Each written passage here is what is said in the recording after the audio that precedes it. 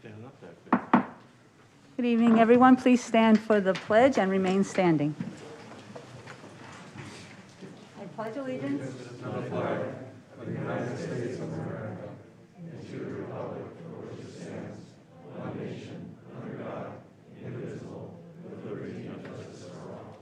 Thank you. Please remain standing for a moment of silence.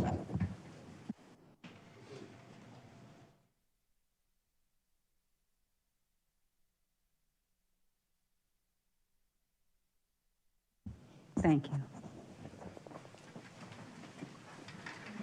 Roll call, please. Mayor Dickey, Here. Vice Mayor Magazine, Here. Councilmember McMahon, Councilmember Charno, Councilmember Friedel, Councilmember Spellich, Present. Councilmember Grisbowski. Present. Thank you, Liz. Two things. First, note that consent item 7J regarding our employment agreement with Manager Miller will be moved to the regular agenda, which will be in the first spot. And Merry Christmas, Happy Holidays. We won't be meeting on the 21st of December, so this meeting is kind of long, but we'll get rewarded by skipping that one, so on Christmas week. Our first order, as always, is the activities of Mayor, Council, and Town Manager. Thank you, Mayor and Council. I wanted to address the council and also the public. Since the beginning of the pandemic, the mayor and I have met regularly and have had discussions regarding the pandemic and the actions and policies that we needed to put into place to address the safety of our community and also our employees. This has been to ensure that our safety practices are still remain relevant in light of the pandemic and if adjustments are needed to be made to current policies. Recently, the mayor and I met to discuss our current policy of mandatory face coverings inside town-operated facilities such as Town Hall and the Community Center. The meeting included the fire chief, who serves as the town's emergency operations director, the deputy town manager, who oversees human resources, the community services director, who's involved in overseeing the community center and major programming, the community relations manager, and myself. During the meeting, we reviewed the most current and trending COVID-19 infection rates for Maricopa County, hospitalization capacity rates and trends in Maricopa County, high vaccination rate in Fountain Hills, which were a very high rate of vaccination around the valley, and other statistical information. We also reviewed the practices of other cities and towns in Maricopa County relating to face coverings for the general public and municipal employees.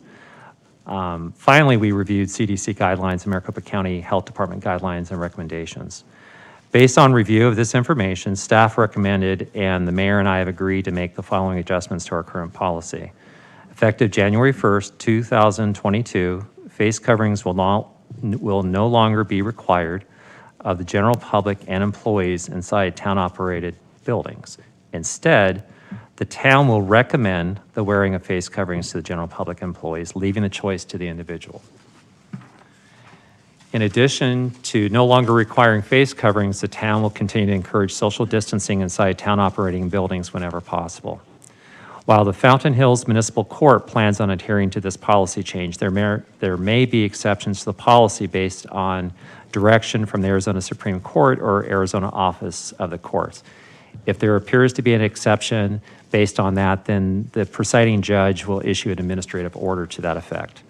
Our branch library, which is operated by the Maricopa County Library District, will no longer be requiring face coverings of library patrons. Instead, the branch library will recommend face coverings, leaving it up to individuals to decide.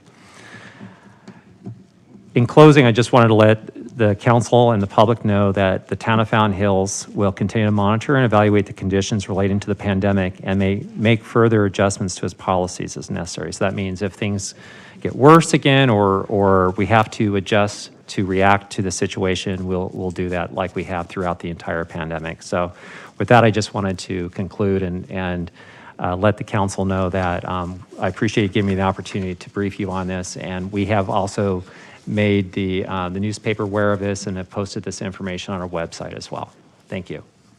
Thank you. Any other activities, Grady? Mayor, that's the only report I have at this time. Thank you. Council? Do you have, I'm sorry? Happy holidays, everybody.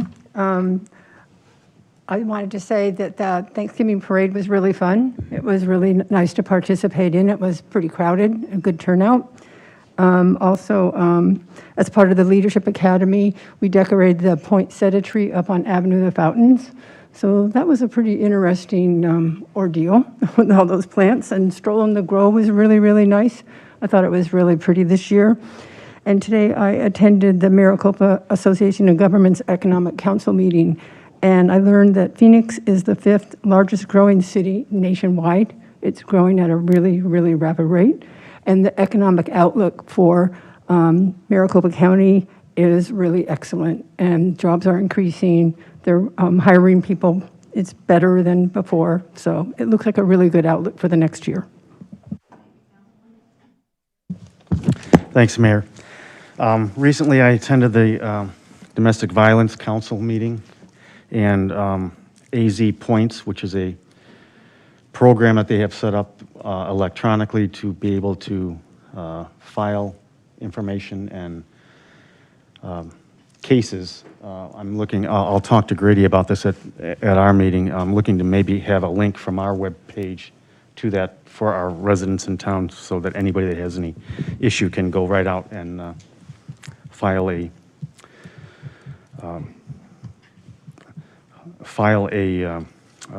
recommended procedure. I attended the Stroll in the Glow. It was really great to see everybody out there, and the town looks really great with all the decorations, and also attended a couple of various chamber events. And I was also, I didn't mention this last time, I was at the Leadership Academy graduation, and that was really good to see everybody, and congratulations on everybody that went through that and participated in that. So, thank you. Thank you, Councilman. Yes, thank you, Mayor. I too was in the parade, and it was a new route this year, and it seemed like it was well received. And we had probably the grand prize float lined up, but kind of met its early demise. So we improvised and still made it. So that was good. And yep, Stroll in the Goal. I was down there as well, and I know there was a comment posted somewhere, I think on Facebook, about, it seemed like less lights and less displays. Well, there's some displays that have been moved over to Centennial Circle over here. And last year, if you remember, we spent a little bit extra money in honor of the 50th anniversary of the fountain and the 35th anniversary of incorporation. So today's lights are back to what we've always had. So just to shed some education on that subject. And then finally, our Noon Kiwanis Club, we had breakfast with Santa Saturday morning, and that was fun. And it's kind of a co-sponsored event by the town, so it was just a real festive affair for a lot of young kids and families. So thank you. Thank you, Madam Mayor. I missed the Thanksgiving Day parade. I was scuba diving and having lobster instead of turkey. So I'm not sorry I missed it. Anyways, I would like to remember December 7th, Pearl Harbor Day today. As many of you know, my dad was a pilot in the Navy, assigned to Pearl Harbor. He made it, obviously. But I just want to take the time to remember all the brave people that we lost on that day. Thank you. I'll keep mine brief and just do some highlights. It's been, I think, 3 weeks since we last met. We did the Leadership Academy graduation and project presentation. If you're interested in the Leadership Academy class, they'll probably be accepting applications. I think it's late spring, but it's definitely springtime, so you can keep an eye on the I Love Fountain Hills website. I did 2 Phoenix East Valley meetings, the Economic Vitality, as well as the Transportation and Infrastructure meetings. I helped 2 times with the Turkey Trot t-shirt pickup, and that's like one of the most fun things to do because everybody's happy and excited. It's super fun to volunteer at. As well as the Greater Phoenix Economic Council. I missed their part 1, but I did part 2 of convening the community, which was a really great meeting. And Eric and I both took notes to share them with you, Mayor. Thank you. Thank you, Sharon. I was really glad that you were able to go to that. There were some interesting insights. Vice Mayor? Yeah, happy holidays to everybody. I just want to mention that I attended the ribbon cutting for the new Sammys They've just done an outstanding job, and I thank them for everything they've done for the community over the years. Thank you, sir. The MAG Regional Council actually voted on the transportation draft plan for the Prop 400, and that will include enabling legislation that will go to the legislature for. Middle school teacher Mrs. Mail had her usual career day, so I was able to participate with that and have the job interviewees, and it was very interesting to hear from the kids and their hopes and all their ideas. The Rivertime Museum Board met, Sharon, you were there, wrap up of their exciting year and their changes that they've had, their improvements over there. More and more, I think from everything we were saying, our activities just over the last week or two are reflective of our community in general. The Chamber with their grand reopening, and of course, families and friends at the trot and at the parade. It's not often you get to light a menorah and then launch a stroll in the glow and meet a World War II pilot like I did this morning at the Pearl Harbor Memorial. So all of this within a few days of each other. So it's very, very nice. One thing that did happen this week was the passing of Joe Goyena. He's a man and a family that have been woven into the fabric of this community, and he will live on forever. It was a lovely ceremony, and so a lot of people are going to miss Joe. Our next item is to recognize our stellar students of the month. As always, Angela will give out your certificates. I'll read what the schools, the nice things that they said about you. You please come up and get it, and then we'll just come down and do a quick picture. First, from McDowell Mountain School, we have Isabella Cruz Lopez. Yeah, she's here, yay. Isabella is a kind girl.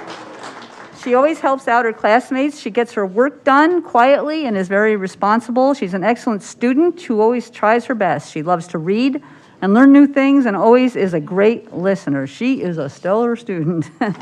Love it. Also from McDowell Mountain, Abe Socher. I don't know if is Abe here? Yay! Abe is helpful, kind, and a good friend to others. He sets a good example for others. He tries really hard in class to do well and always shows great effort. Now we go to Fountain Hills Middle School. We have Mia Garcia. You here? Yay! Now, Mia is a stellar student because she works hard in class and goes out of her way to help others who might be struggling. Mia always does her best work and wants those around her to also do their best. She is a joy to have in class. Hey. From the middle school, Ian Elliott. Yeah. Oh my gosh. Well, I don't know what I could say after that. Ian is a Falcon leader, always tries his best. He helps other students both in the classroom and at recess. He's always polite and strives for the best in all aspects. Yay, Ian.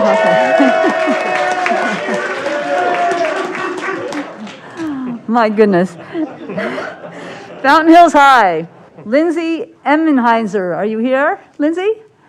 Well, we're going to read good things about her. Lindsay quietly gets her work done and is always diligent and thorough. She's working hard to master the content in class and is a classroom climate builder. And from Fountain Hills High School, last we have Aiden Nguyen. Are you there? Yay, Aiden. Aiden is studious and committed to learning the material in class. He is a positive member of the student body and should be commended for his citizenship. Let's give those kids a great hand.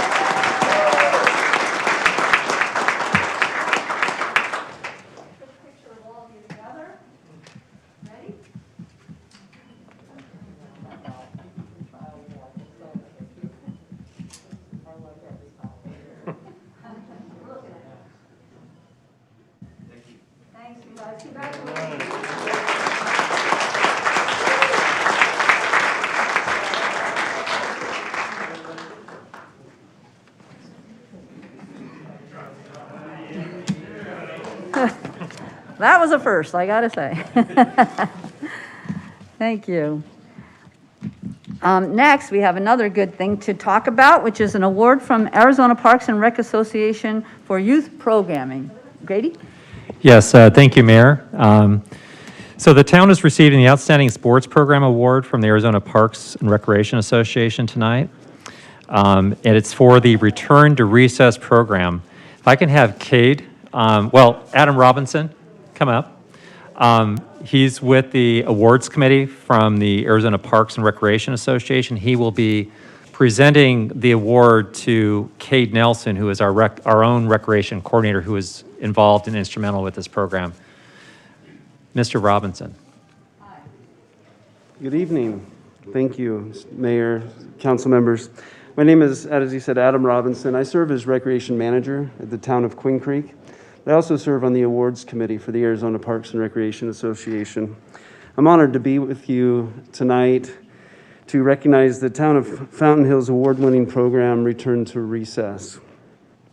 First, I'd just like to take a quick minute to just talk about how this kind of it's impacted this, but parks in general over the last couple of years.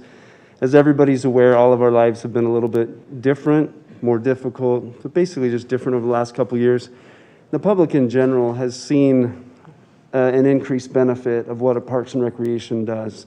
It allows the continued connection of community, the ability to get outside, be active, and be a healthy community, even when just about everything else is shut down or, again, just feels weird. And this program is a direct reflection of how Parks and Rec professionals are on that front line of continuing to create those community connections and that healthy, active community that we all look for.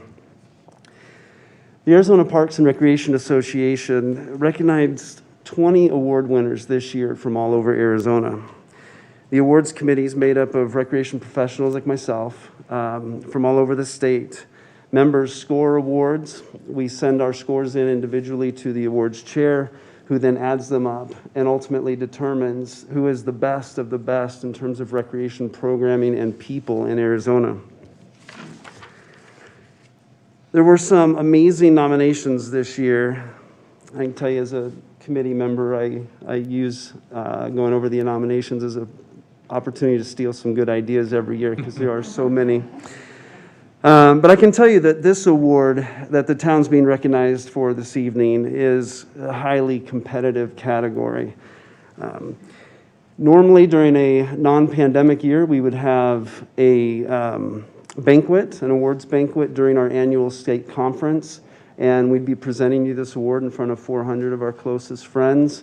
But because we're not able to do that this year, I'm here tonight, again, honored to be here tonight to present the award to Cade and the rest of the staff that are involved in this. After we present the award, I believe there's a brief video. And the video was something that was kind of put together to take place of that banquet awards presentation so that everybody can get a good feeling of what each award was. So without further ado, the town of Fountain Hills is the award winner for Outstanding Sports Program, Return to Recess.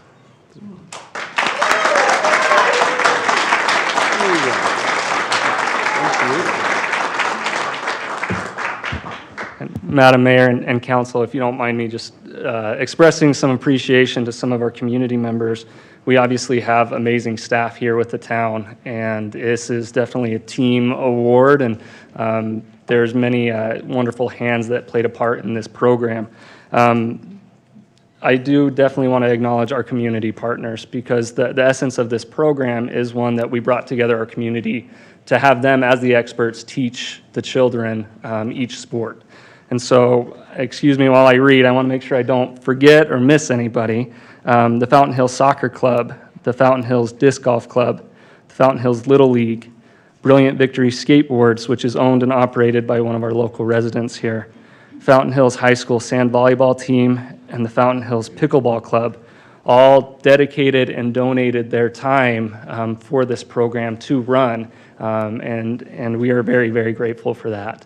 One of the things that we are also grateful for is Dory Whitrig and her team over at REMAX. They support our youth programs, and they, of course, have a hand in making our program successful as well. And Stephanie Beck, she is a member here in the community. She is our instructor. She is our disciplinarian. She is our fun maker, and we couldn't run this program without her either. So without further ado, I do want to play just a short video. And then Mayor, if you wouldn't mind coming down, we'd love to get a photo with all of our community partners. And so.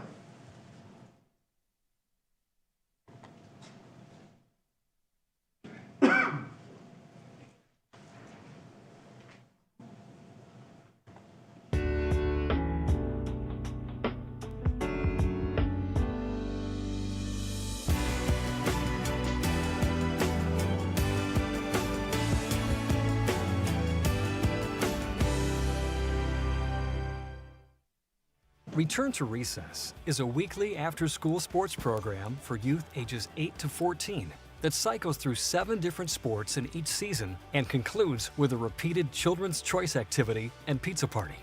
The town of Fountain Hills has limited staff. There are no recreation leaders or part-time staff to supervise programs after traditional work hours. Because of this, they have limited ability to teach each sport adequately. So they called in outside experts to help run the program. Staff contacted all of the nonprofit sport organizations and clubs in town to ask if they would be willing to plan and execute a free 90-minute clinic for their sport of expertise. In exchange for doing their clinics for free, the town of Fountain Hills recognized them as partners of the program, included their logos in marketing, and provided them the opportunity to share their own programs with the participants.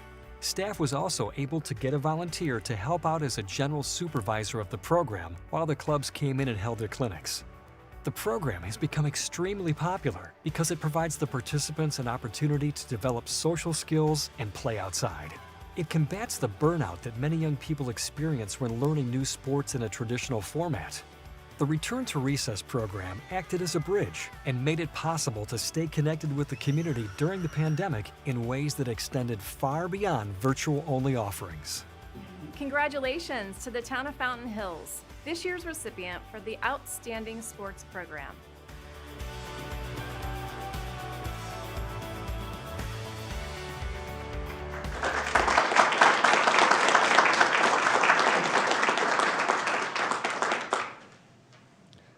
If everyone wouldn't mind coming up that participated, we'd love to get a picture. Mayor, if you wouldn't mind. Thank you.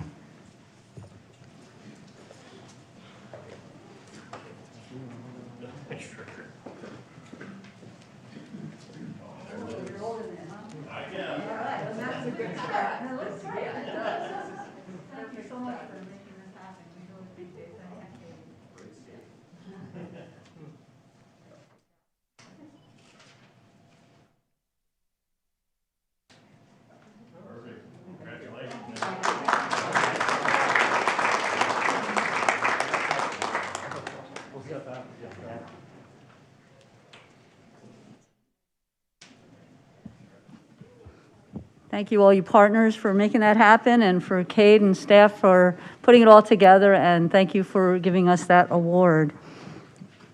Next, we have our presentation by Captain Larry Kratzer with MCSO. Captain?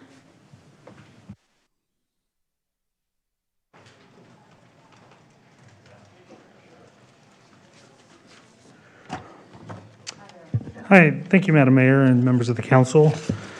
I know we got a full agenda tonight, so I'll keep my monthly report brief to the point here. First of all, congratulations to Cade and Rachel and Linda and their group. That was pretty neat to see, and to all the community members who were involved in that. Briefly, the last couple months have been pretty busy with a lot of the winter residents returning.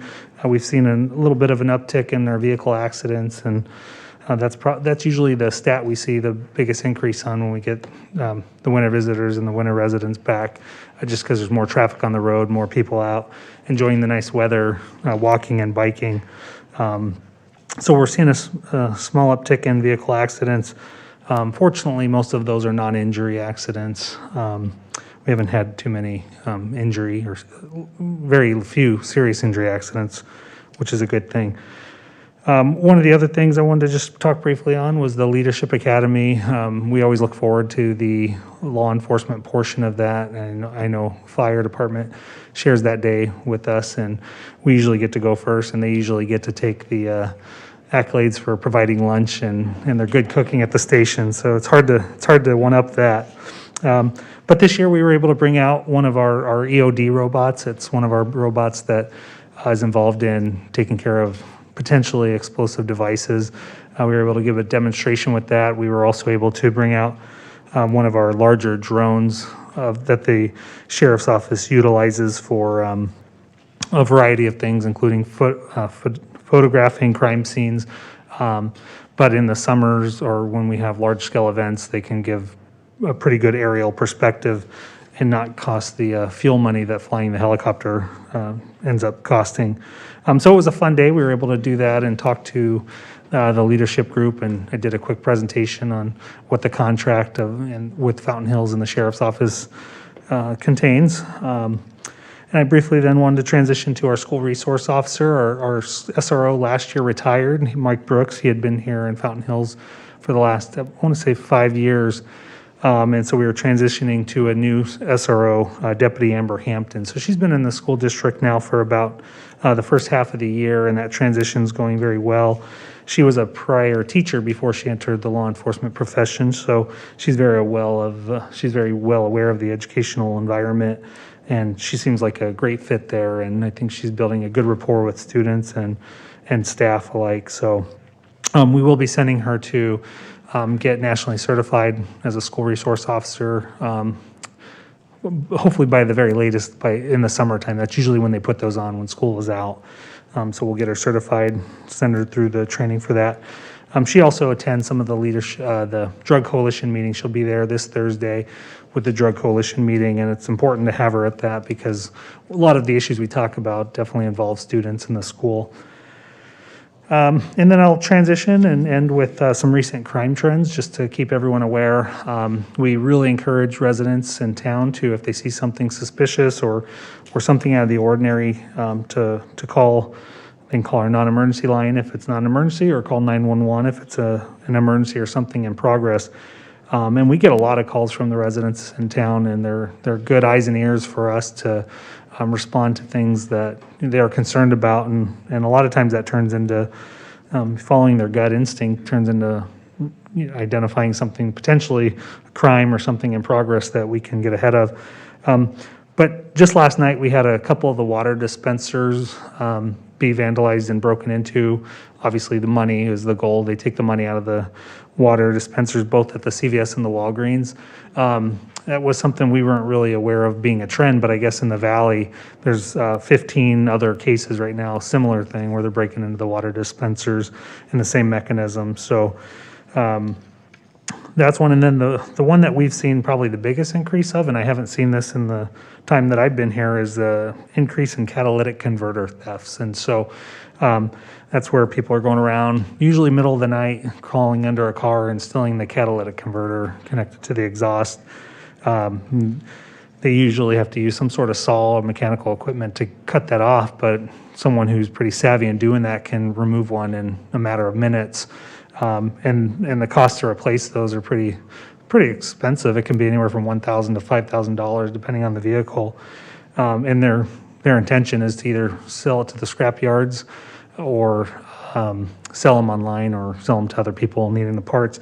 And one of the big reasons we're seeing an increase of that is the increase in the cost of precious metals. So, for example, one of the metals in that has gone up in January 2019 per ounce. It was $2,300 per ounce, and that went up in November of this year to $13,000 an ounce. So that's a lot of the motivating factors for criminals to make a quick dollar on scrapping the metals. So one of the things we're doing, we've started to increase our staff on the nights that we're seeing an increase in those. We've had about 10 of those in the last 2 to 3 months.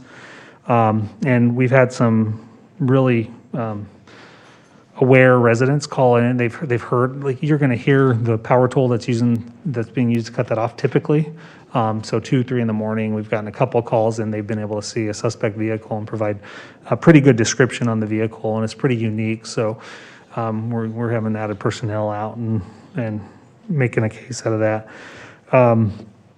With that being said, just some of the things that you can do, people can do to try to help avoid being a victim of this is try to park in a well-lit area, heavy foot traffic or heavy traffic area. I know sometimes that's hard. This is happening out of people's driveways or parking lots in apartment complexes. So high clearance vehicles like SUVs are usually the target because you can get under them easily. The lower cars are hard to get under.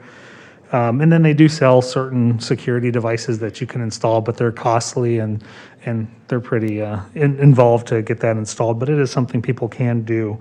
Another option is people can etch their VIN number on their catalytic converter. That's again an Intel process, and it's probably not going to stop the theft. It might help law enforcement on the back end of that if it gets stolen and helping identify it. So those are a couple of the things I just wanted to highlight. I didn't, if there was any questions, I know it's been a couple months since I've been able to be up here in front of the council, but if there's any questions for me, now I can answer those questions. Thank you, Captain. Any questions for Captain Kratzer? Yes, Mike? So on the converters, do you know right away when you turn your vehicle on in the morning that it's gone? I mean, is it super loud or what happens as far Yeah, that's a good question, Councilmember Sharno.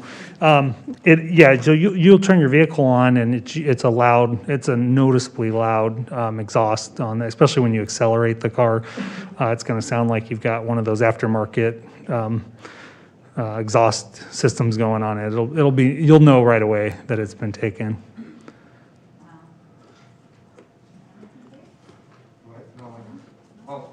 Yes, I do. I had friends staying at my house while I was on vacation, and they set off the alarm, and within minutes, MCSO was there at gunpoint. No, I'm just kidding.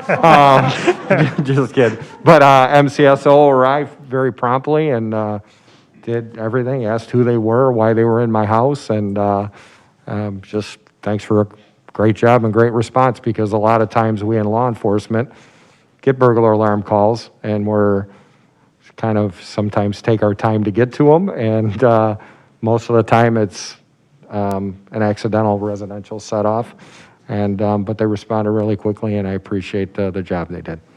Thank you, Councilmember. Deputies were looking for you to try to verify that they were supposed to be there, but you were apparently diving in another country. You didn't leave them the code word, did you? I don't trust them that much. Well, thank you so much, Captain. We really appreciate it as always, and wish you happy holidays, Merry Christmas. Thank you. Merry Christmas. Thank you. Our next item is call to the public. Do we have any cards? We do have one card. It was a comment card received online from Sharon Ehrlich. And I won't read the whole thing, but she supports the maintaining the mask mandate, so. Thank you, Liz. Our consent agenda minus the one item. Unless anybody wants to take something off, I'll take a motion. Move approval. Second. Thank you. All in favor, please say aye. Aye.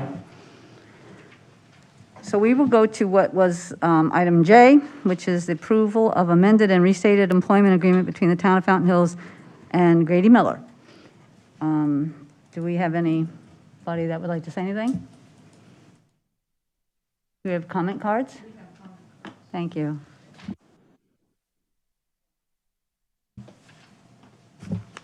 The first one is Bridget Bierman.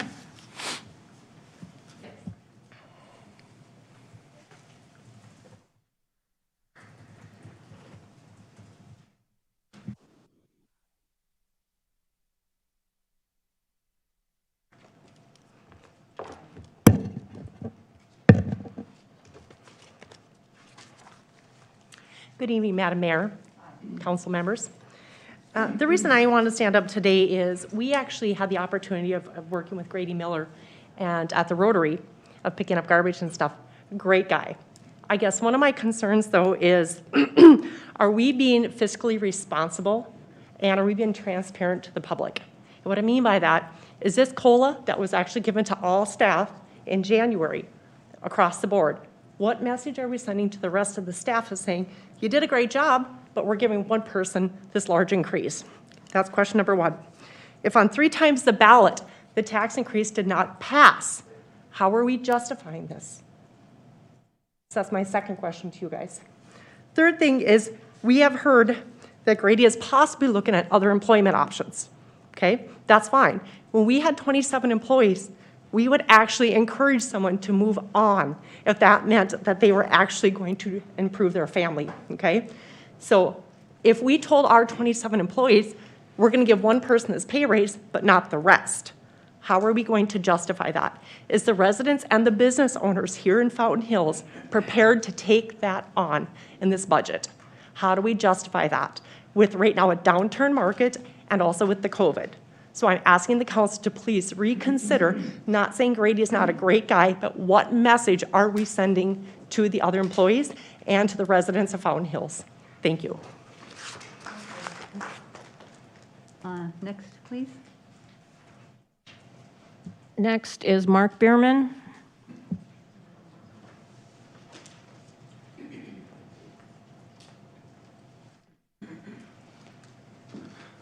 Madam Mayor, council members, I've had the honor, my wife and I, to be in this town for 18, 19 months now, and it's been a real pleasure. I've had the opportunity of going through the Leadership Academy here, which was just an honor for me to be a part of that and learn about the inner workings of the city here. But I also know, being a business owner for 30 years, that, you know, it's transparency to not only to the staff and the employees and the public here. I have decided to run for city council, and I've been spending the last 30 days at a minimum just talking to people, business owners, individuals, and one of the very big topics that are out there is the transparency about what's happening into the community. I mean, I do understand it is some of the responsibility of the public also, but you know, when I took a look at what the agenda was, just on through the newspaper and stuff like that, this wasn't even exposed to the public. That, you know, and I don't have any qualms against Grady. I got to, you know, talk with him, enjoy him during the Rotary thing. We picked up garbage together, you know. But I also would look at it this way. If somebody's doing a great job, let the world know. Let them know that Grady's doing a great job. And, but we're, you know, you got to get, everything comes down to communication. And, you know, whenever there's a problem, it will come back to communication and what the interpretation is of what people are hearing. And so, I mean, the other aspect of it is being a business owner, had I ever had an employee that says, you know what, I want more money? If that's the case, well, if there's a budget, you can only go so far. And you just can't go back to the well and say, okay, business owners, property taxpayers, we're just going to pick it up here. That's just not a good way of doing it unless you communicate and say, we need this stuff. We need to keep this great guy here. And here's what we need to do to get him here, because here's the value that this person brings. And I'm just asking you to take note of that. Maybe the timing isn't right because it hasn't happened, because the last thing that I think any of you guys want to hear or whatever is, I wish we would have known about this, and now the public is out there just putting their hands up and going, enough is enough. And that's really what we want to see here, is that let's get transparent with the public, and so we all know what is really going on, so we understand your decisions when you're making decisions, and at that point, it's easier to get on board with you, to understand it. So thank you for your time.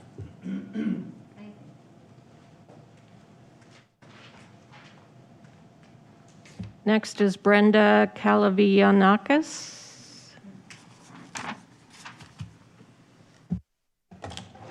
Good evening, Ms. Mayor, distinguished councilman.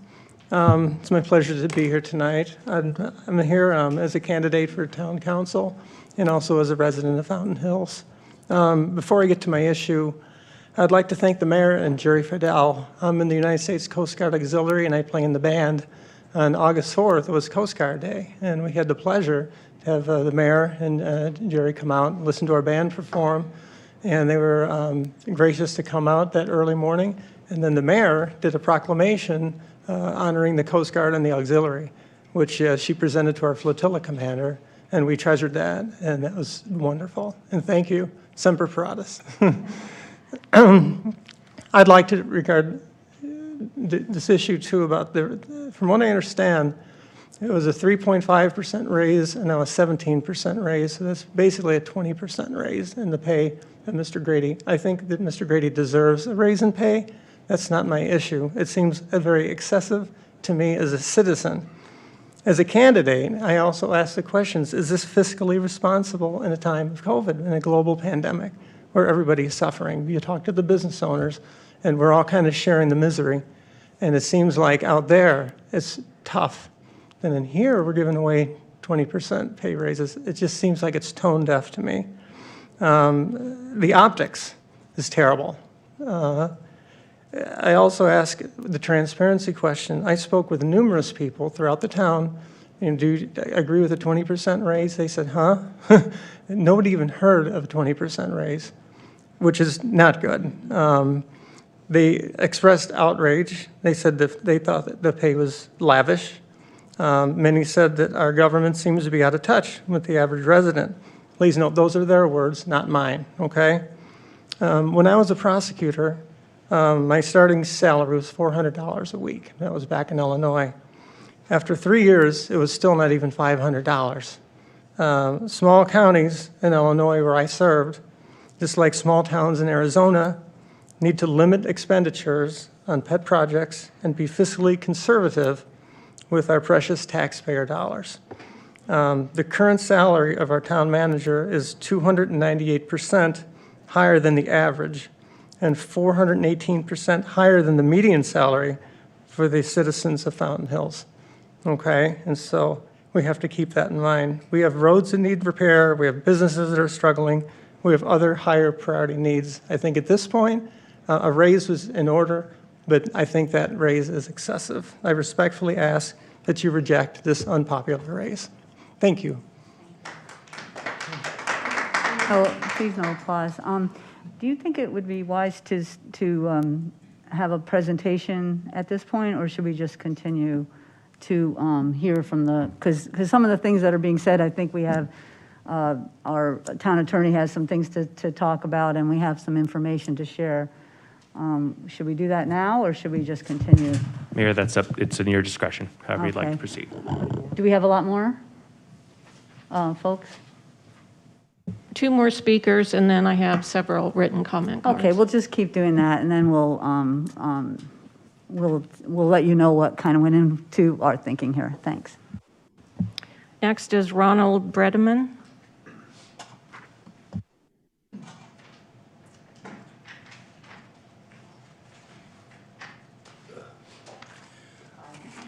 Good evening, Madam Mayor and council members. What I'd like to present to you is 3 factors that you should consider, I would hope you would consider, in whether or not to increase the pay of Mr. Miller. I don't know Mr. Miller. I don't know how he works. I don't know the quality of his work. But this is more addressed to the nature of the position itself.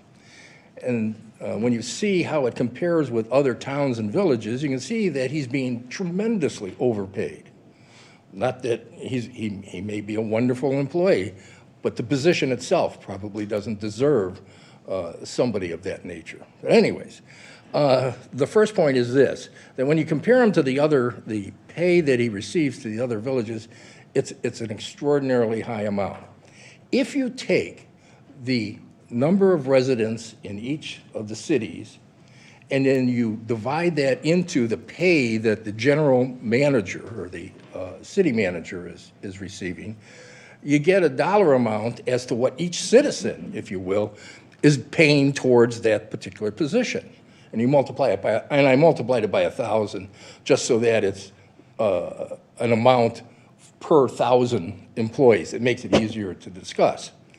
And what you end up with is this, that in Chandler, you end up with $924 per 1,000 residents. And that's the amount of money that 1,000 residents would give to that position. In Glendale, it's $923 per 1,000 residents. And in Gilbert, it's $925 per 1,000. In Fountain Hills, It's $7,500 per 1,000 residents.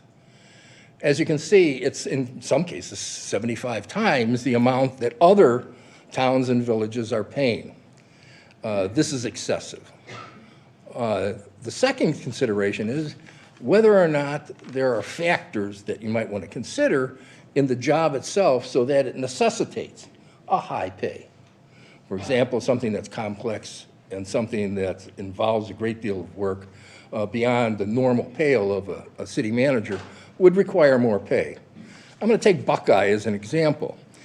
In 2014, there was a complaint made that he was being paid too much. His response to that was, well, look I'm overseeing the expansion of the roadways and the expansion of the plans for the industrial areas and the residential areas, and they have 3 master plans. They also have roadways coming in from the various trunk lines. The fact of the matter is Buckeye is supposedly the fastest growing large city in the United States. They expect their population to reach 300,000 in, I think it's 2040. But anyways, the fact of the matter is there are reasons why his salary was what it was. Please, just a couple more sentences, please. We ran out of time. Thank you. I ran out of time? It's 3 minutes every person. Thanks. All right, so I'm done. Is that it? Is that what you're telling me? If you have a closing statement, that's fine. Okay. Well, I just think that it's excessive. There were a couple of other factors. I think Park Place was factored in there too. But anyways, I think you ought to consider whether or not that position deserves that. Thank you.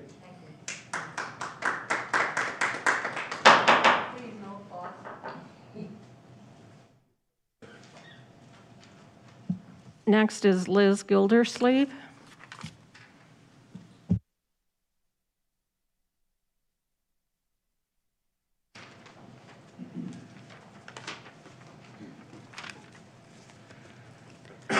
Good evening. Thank you for moving this item to the regular agenda.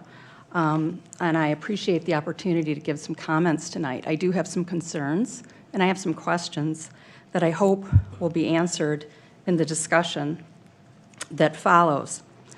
The $25,000 raise proposed for Mr. Miller from $154,000 to $180,000 base salary a year seems very generous on an already generous compensation package that is roughly estimated to be about $250,000. And I'm wondering, has anyone, maybe our financial director, calculated what his actual total compensation package is? My rough estimation is about $250,000. And I think it's important, I'm glad no one else has brought this up so I don't bore the audience with details, but I think it's important to look at what some of those items are. Mr. Miller receives a $600 a month car allowance. My question is why? Mr. Miller lives in Fountain Hills. Perhaps does he do a lot of driving downtown Phoenix and requires that car allowance? I don't know. Maybe you'll answer that tonight. He receives a cell phone allowance, retirement, health, life, disability insurance, vacation and sick days, 80 hours of annual management leave, and I must confess I've never heard of management leave before. And that's on top of vacation and sick time. He receives reimbursement of travel expenses to professional meetings, professional development reimbursement, and a 6-month severance package if he's terminated without cause. Secondly, and this is another question I have, the town council approved back in June a 2.5% pay increase for employees effective January 2022. Will Mr. Miller get this increase as well? If I'm reading his contract right, he will. We've been told by town council members in previous council meetings that it takes roughly $30 to $35 million in gross sales to generate just $1 million in sales tax revenue. It'll take a lot of sales tax revenue to compensate Mr. Miller in 2022. Many of us would like to understand how you arrived at this substantial increase. Is it performance-based? If so, what were the objectives? And while there are obviously some successes, it should be noted that there have been a few costly mishaps under his guidance too. Most recently, the sign ordinance fiasco and Daybreak. Sometimes I think the relationships between town manager and mayor are a little too cozy. Same with town council. And I think sometimes you lose objectivity. So I appreciate being able to talk tonight, and I look forward to this discussion that's going to follow. Maybe you can answer some of these questions and concerns. Thank you.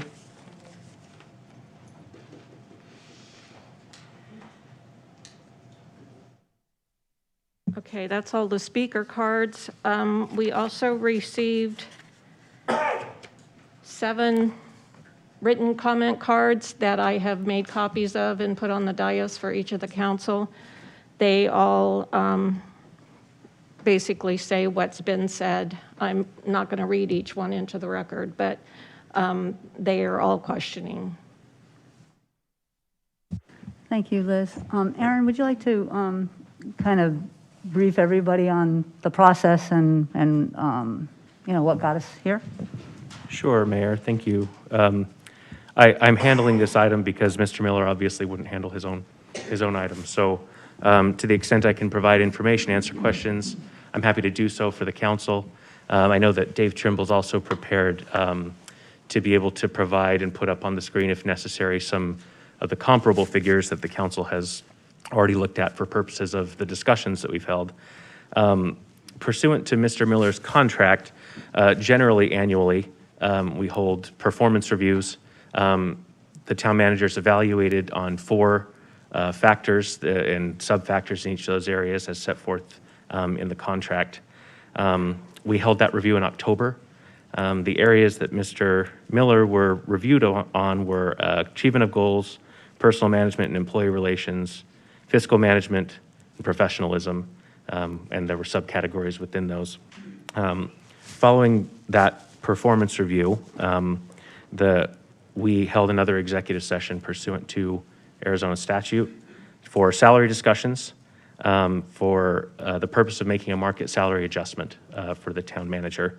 After some discussion and deliberation, the council reached a determination about the appropriate or what may be an appropriate increase and directed me as the town attorney to prepare a contract amendment that was agreeable to both the town and to Manager Miller that reflects the salary increase and then makes some minor technical changes to the contract, all of which are in the agenda here or attached to the agenda item here.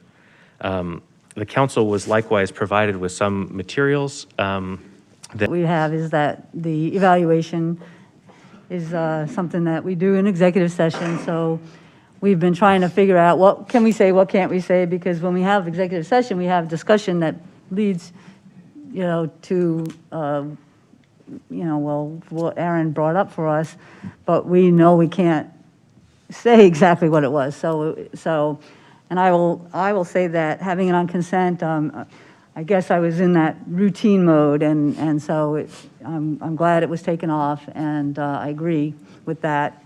It's one of those things that just like, sometimes it's just a routine, and so I appreciate that we did that. It was something that had occurred even before we heard from you folks, but appreciate hearing from you. So I think I would like, if it's okay, to show some of the numbers that we looked at to come up with where we landed on this amount. Some of the items that were mentioned from call to the public just are not at all what we had looked at. So let's all look at that right now. And Dave, I think you'll show those up on the screen. Yes, thank you, Mayor and Council. Let me pull this up. Really only have 2 slides. They're not fancy. There's a lot of numbers.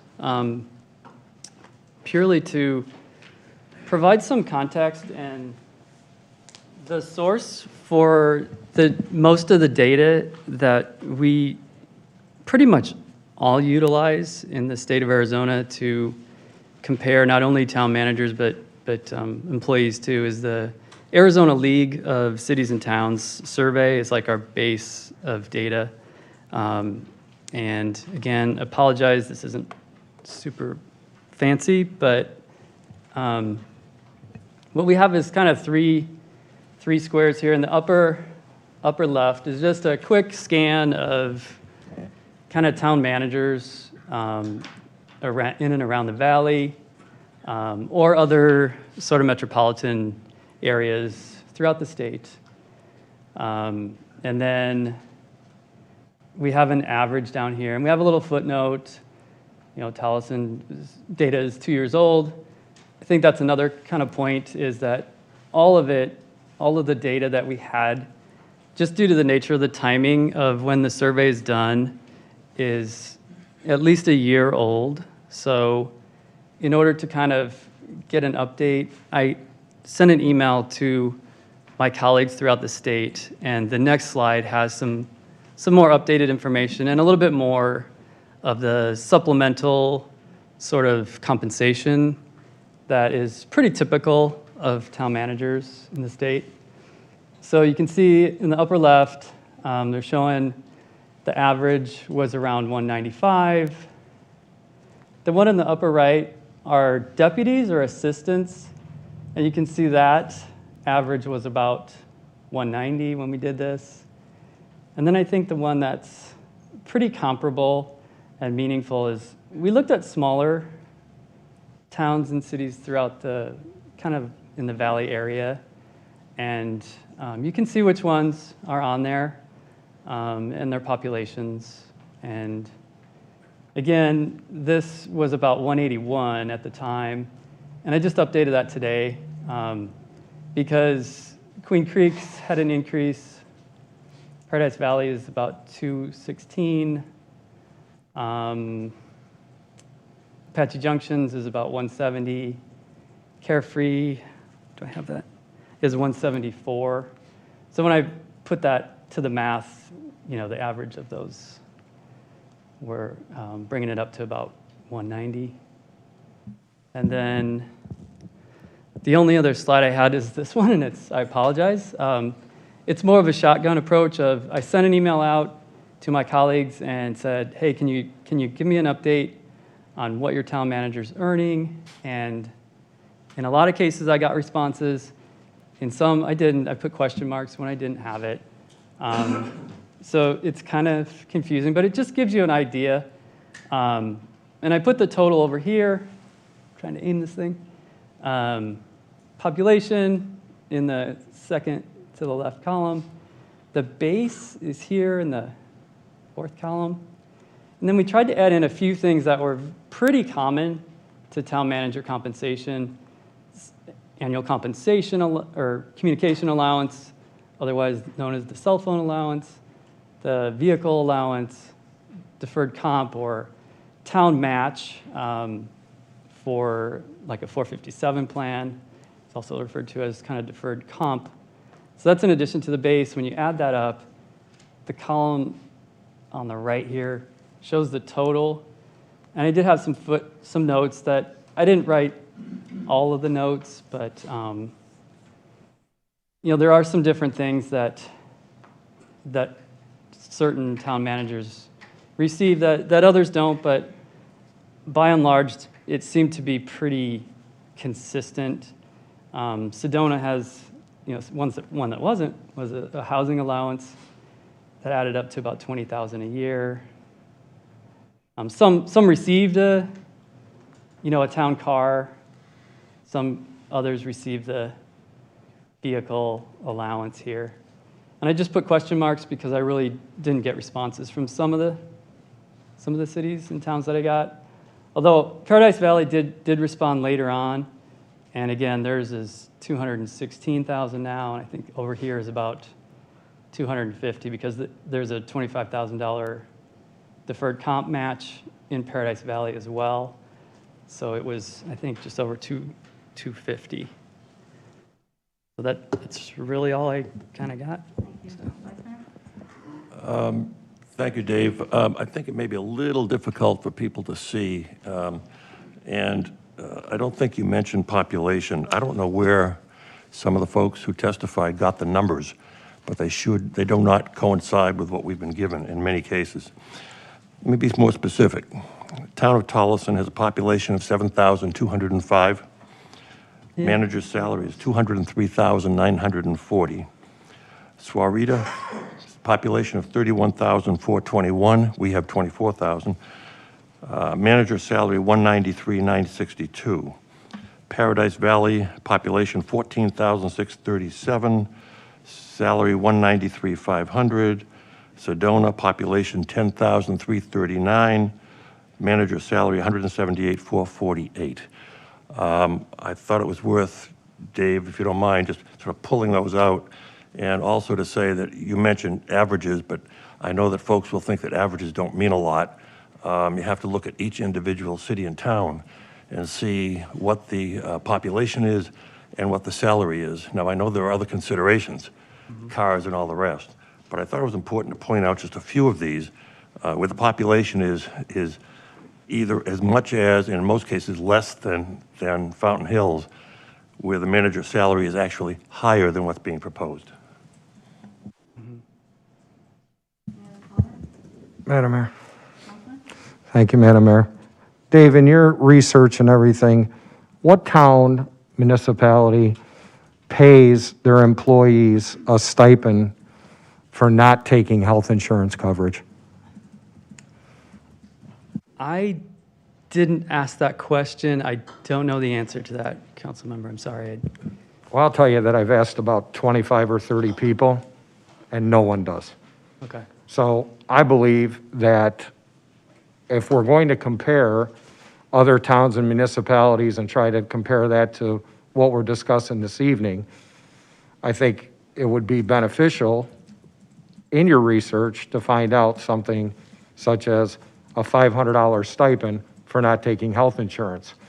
I can personally tell you that in all my years of employment, there were times where my wife, who worked for major hospitals in Chicago, carried our health coverage. I can virtually guarantee you the Chicago Police Department didn't compensate me for not taking their insurance plan. You can either take it or you can refuse it. They don't give you a bonus or pay you for not taking their insurance. So that's something that's very troubling to me. Councilwoman? No? Councilman?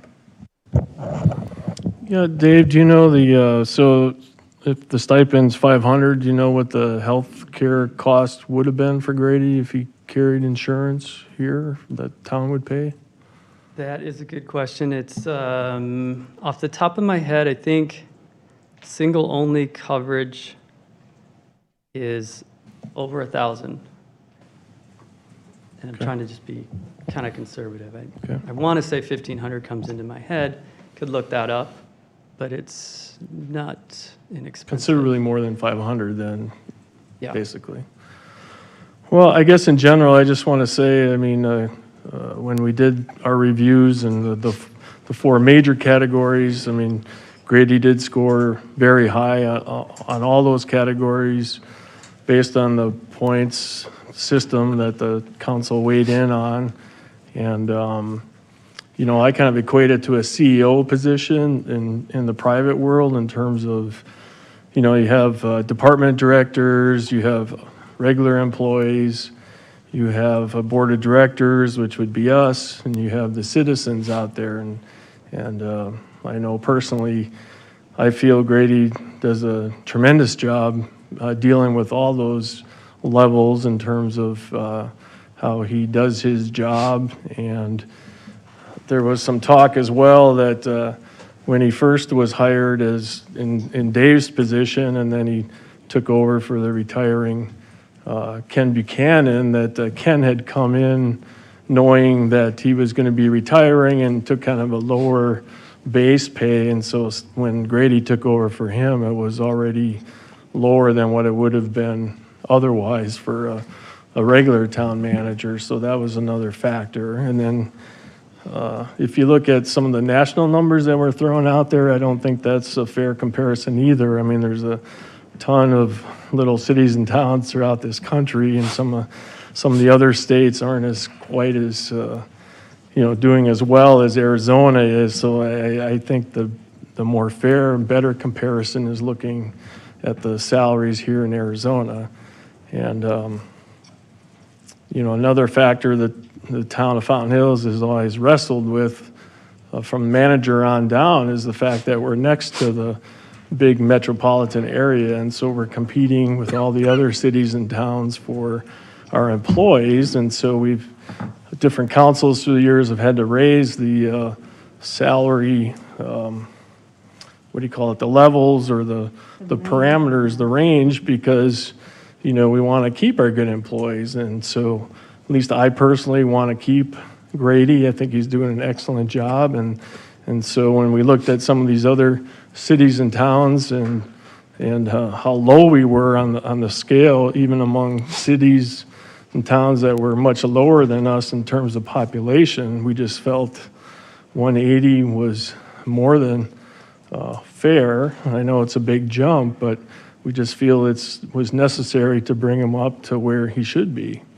And, a couple people even suggested it should be higher, but this is the number that was basically tossed out there and that we're talking about tonight. And communication and transparency were brought up, and well, that's why we're having this meeting tonight. We do the reviews in private as they need to be, and so then we come out and vote on a contract, and we're not hiding anything. We didn't do anything, below board, so I'm not quite sure what all that's about, but I, for one, support this and think it's justified, and I'm not sure what failures of property tax or Park Place or signs or Daybreak has anything to do with Grady's performance. So those are all kind of hot button political issues that, for the most part, our CEO has to stay out of. So that's my 2 cents.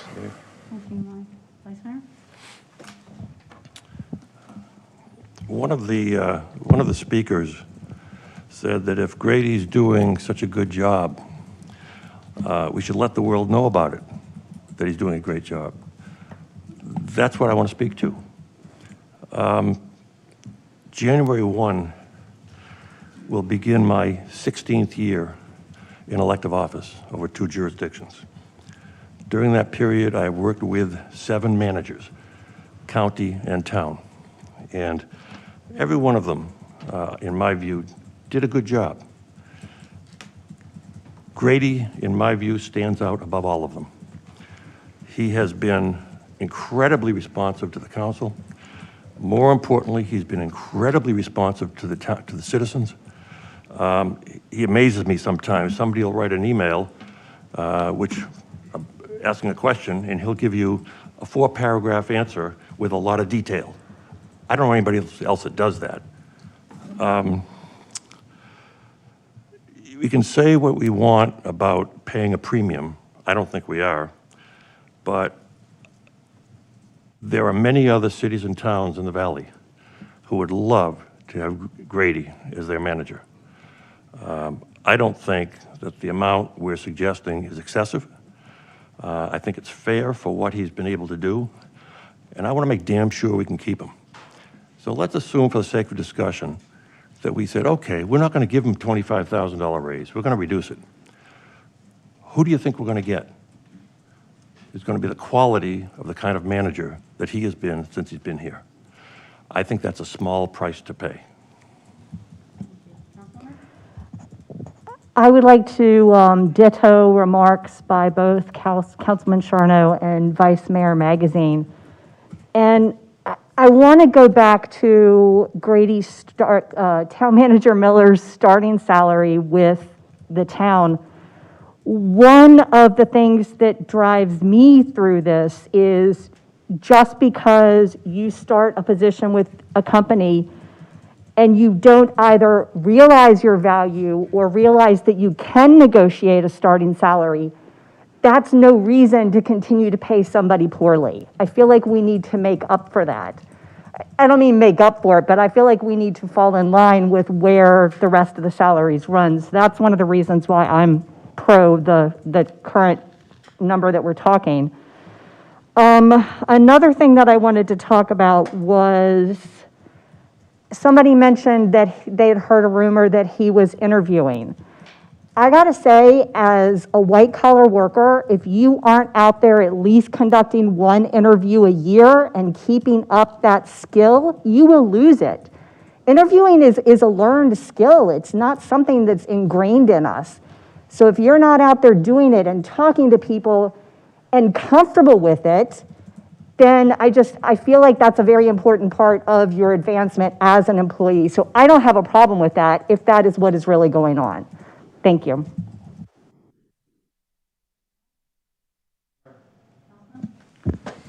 Thank you, Madam Mayor. I guess I'll take this in a couple different directions. When I was elected, I ran as a fiscal conservative, and I believe that we as elected officials should be good conservators of taxpayers' money. I have personally started my career in 1990 in Cook County, Illinois, in Chicago, and then went on to a smaller municipality, the Blue Island, and then on to the Chicago Police Department, and then after that, now I work for the state of Arizona. I will tell you that in my entire career, I had never gotten a 20.5% pay raise in one fiscal year. They would have had to perform CPR on me if I ever got a raise that big. As far as if we are in a position where we think that the current salary that Mr. Miller makes, let me stop and say that what I'm saying now is not a personal slight against the town manager. I think the town manager has done some really good things, and he's done some things I totally disagree with. No one's perfect. They crucified that guy. So $155,000 is the current salary, $13,000 in added stipends brings them up to $168,000. Is anybody in this room, would anybody in this room think that $168,000 is an average salary? Is that just average? Because I'll tell you what, I would do cartwheels for $168,000. We're now talking about raising it to $180,000, continuing $13,000 in stipend, which brings it up to $193,000. Now I'm doing cartwheels, backflips, and any other gymnastic things I can do without hurting myself. We recently received $2.9 million in COVID care funds injected into our economy here, or into our budget. We recently, as of last meeting, made a budget transfer into the general fund of $3.8 million. Believe me when I tell you, folks, if it wasn't for those COVID funds, we would be hurting. We would be hurting. So just because we're a little flush with cash now, this is not a one-time expense.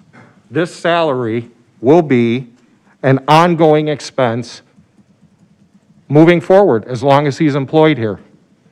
And we're not going to get more COVID funds, I don't think. Maybe we could, who knows? I hope we hit the lottery. But we're not going to always have to depend on the federal government giving us money to balance our budget and to help things. Every single person in this room knows roads are in disrepair. And there's other things that this town desperately needs. Do I believe that someone deserves a pay raise? We gave every town employee 3.5% just this year. One of the speakers that came up publicly said, well, what tone does that set for the other town employees? Well, you could say, well, who cares about the other town employees? They're not the town manager. I care about each and every town employee. And I believe if they were asked privately and it wouldn't come back and hurt their jobs, they would say that a 20.5% pay raise is excessive. I don't fault anybody for wanting more money. And by the same token, if there's another town, as the vice mayor said, that would scoop Grady up, he has the ability to go find a job somewhere if he wants to make more money and he doesn't like Fountain Hills. Just like me, as a chief investigator for one of the agencies in the state of Arizona, I have the ability to go and find a higher paying job. But I choose to stay at my job because I like what I do. Am I underpaid? Of course. But I took the job, I like it, and I'm going to stick it out. Could I go into the private sector? it is so disingenuous to sit up here and compare a town manager to a CEO of a corporation. Private sectors always pay more money than government jobs. Anybody with common sense knows that. So I am vehemently opposed to this. I want it to be on the record that unfortunately I was not able to attend the executive session when all this was discussed because I had a work commitment that I positively could not get out of. Sorry, I'm gasping with this damn mask on. But I'm vehemently opposed to this. I would have never approved this.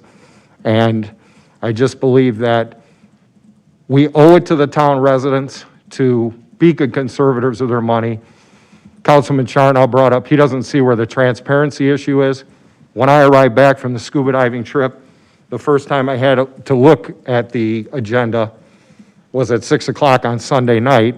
And when I saw that this was on the consent agenda and not brought to the public, my head exploded. This should have been something that should have definitely been on the regular agenda, so all of you could have had a chance to say what you feel about this. So this is not a slight against Mr. Miller. Like I said, he's done some great things. He's done some things I didn't agree with. But I just never in my entire life, other than when you get promoted, have ever heard of a 20.5% pay raise in one fiscal year. Thank you. Thank you. This is 16% pay raise, right? Dave, or is that the math? My recollection is approximately between 15 and 16%. Thank you. What about the 3.5% in January? This particular pay raise, council member, is a 15 We're to talking 16% about this adjustment. pay raise right now. But total for one fiscal year Excuse is me. 20%. We're talking about giving a raise right now, just like we would with any other staffer at their present, level. So from where he is at and where we're talking about is 16%. Just a couple things. You mentioned staff. A lot of the accomplishments and the things that have happened this year across all levels are a result of the staff and the directors doing an amazing job under the leadership of Manager Miller. So I think that is reflective, that the staff relationship with him is reflective, and it was indeed part of our evaluation, has to do with what we feel his leadership skills are with staff. So does that mean everybody's always going to agree and say the same things, have a glowing report every Monday morning? Probably not. But in general, when you look around at the accomplishments that have happened in this town, particularly during COVID, you have to say that the staff under his leadership is doing well. Another thing about cities is that the staff salaries are relative. So, if you have a CEO making, a town manager making a certain amount, city manager, everything, it relates to that. So with him at the level that he's been at, there are probably other things that will be looked at in relation to his coming in at low, never trying to renegotiate over 6 years, never really trying to get it higher. And so now we're sort of, the discussion is a little bit like we're penalizing him for the raises that we've all given everybody, which he is part of that. So, and that's all he's ever done. So he hasn't ever wanted more than that. I also want to mention Arizona State Retirement. Some of these comparisons that we're talking about, and they're not, then this is public sector stuff.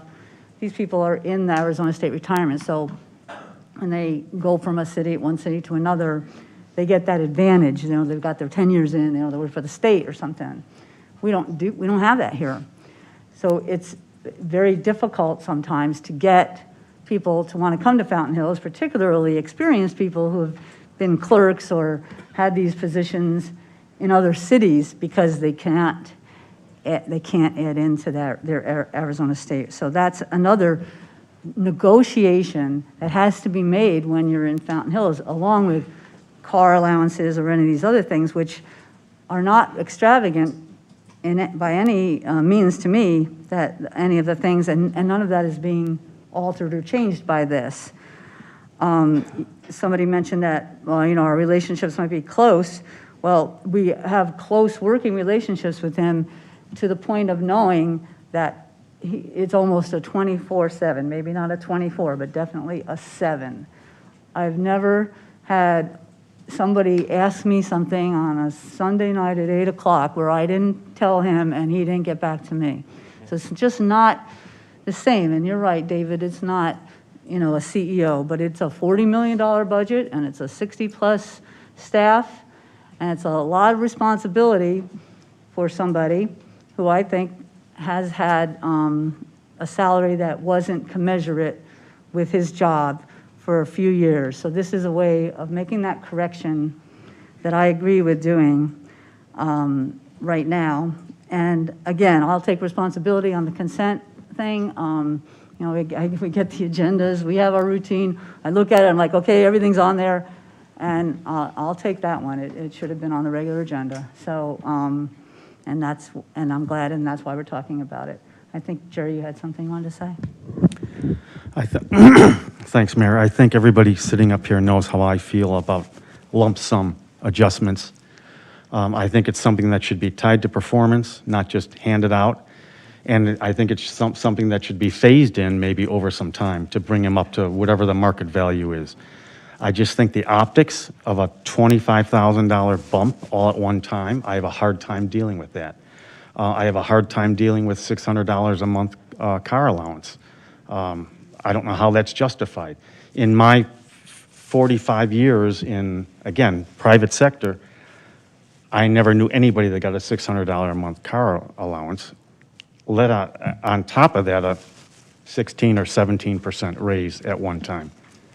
I'm just not familiar with that. So I have a hard time swallowing this and justifying it. Does Grady deserve a raise? Yes, he does. 17, 20%.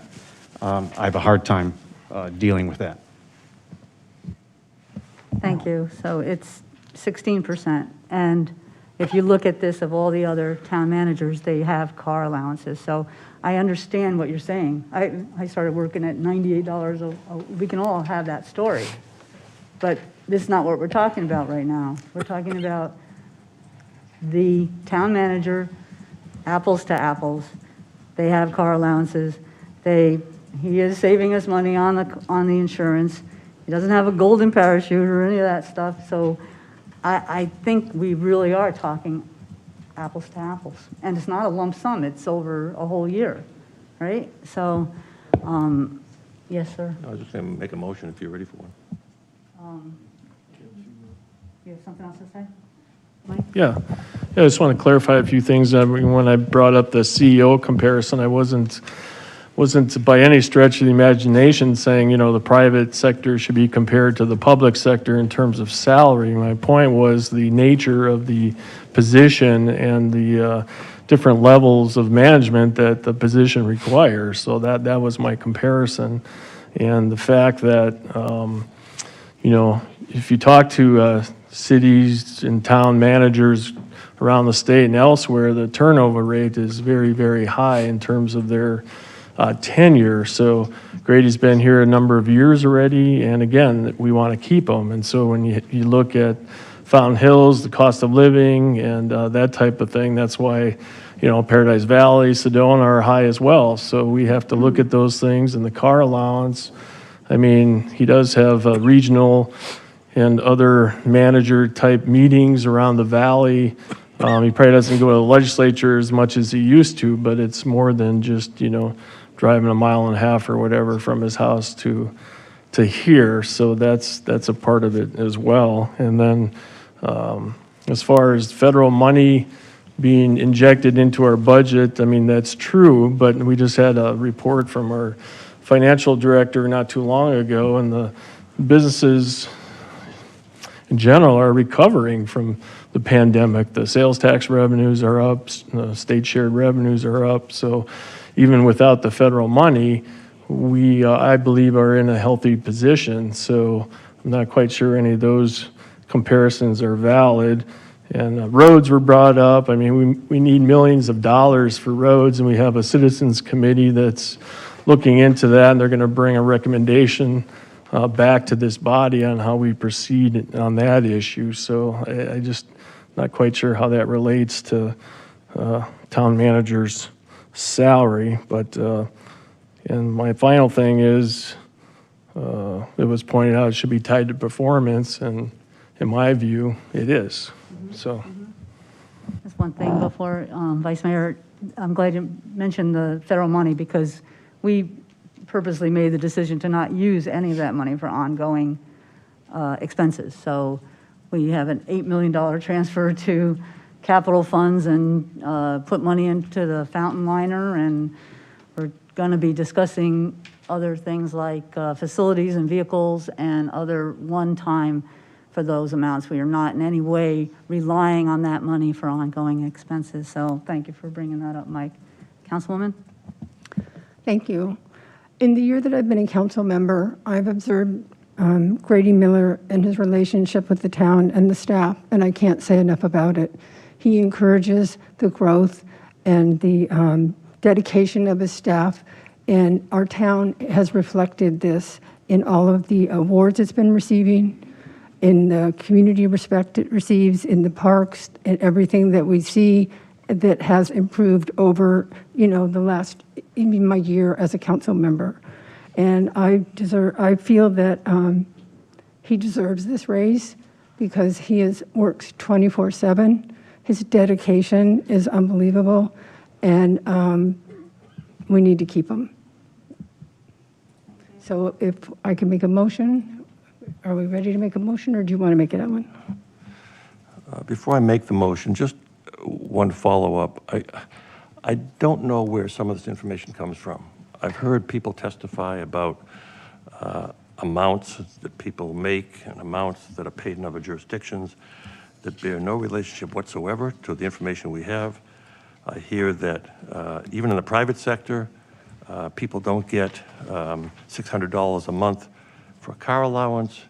20 years ago, in my last job, I received a brand new either Mercedes or BMW with all expenses paid, gas, insurance, everything. So, I mean, don't tell me people don't get that. That's the private sector. I'm not comparing it. Having said that, let me move to approve the amended and restated employment agreement between the town of Fountain Hills and Grady Miller. I second. roll call vote. Thank you. Liz, could we please have a roll call vote? Councilmember McMahon? Yes. Councilmember Friedel? No. Councilmember Spellich? Nay. Councilmember Grzybowski? Yes. Councilmember Charno? Aye. Mayor Dickey? Aye. Vice Mayor Magazine? Aye. Motion passes 5-2. Thank you, council. Thank you for the discussion. Our next item is the acceptance of public art concept for Casas del Lago Apartments. Katie? Yes, thank you, Mayor and Council. The next item, Community Services Director Rachel Goodwin will be giving a staff report on this particular public art concept. Good evening, Mayor and Council. Thank you. As our town manager just mentioned, we are here tonight to review the public art contribution for the Casas del Lago, which is a apartment complex being built here on El Lago and Verde River. Just for quick update, just a reminder, as our public art program does require a contribution to our public art, our developers have the option of either installing art on their property as part of the project or contributing financially to the fund. Per our policy, this project does qualify for a 0.75% contribution, which equates to roughly just over $26,000. We do have our artist here tonight, as well as the developer, as well as several members of our public art committee. So I'm going to ask that our developer and artist come join us up here so they can give you a presentation on the piece and the development.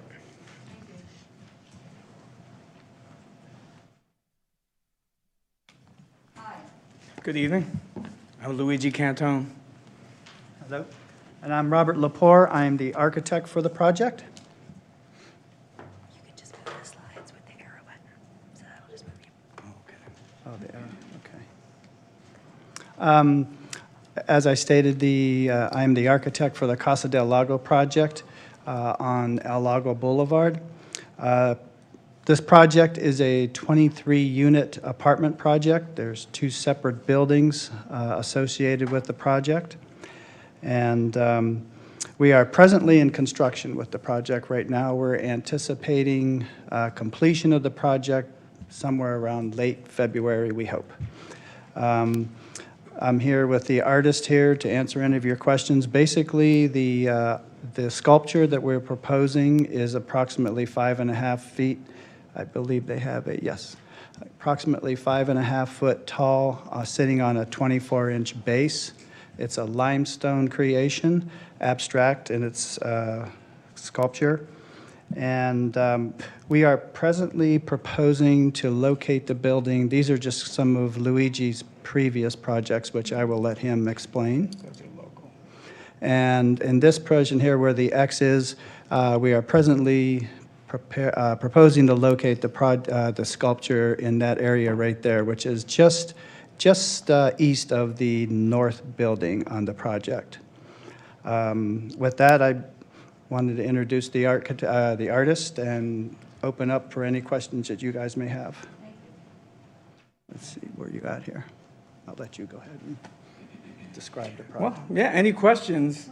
I chose the material because of its structural integrity and the earth tones. It's pretty simple. I always use this Fibonacci sequence for abstract work. It's almost impossible to explain abstract versus representational work. The one to the left, I did that 20 years ago at the Molina Jeweler building on 32nd and Camelback. The other one that's a private piece that's up on Mummy Mountain. But I use the same design concept to achieve the same thing that I think for this piece. It's just movement, contours, shapes. There's no colorful way to describe it. It's beautiful, in my opinion. I think I presented like 10 different designs, and this was the ultimate pick. So I'm happy with it. Thank you. Any questions, Vice Mayor? Yeah, I happened to read that it said as visible as possible. What does that mean?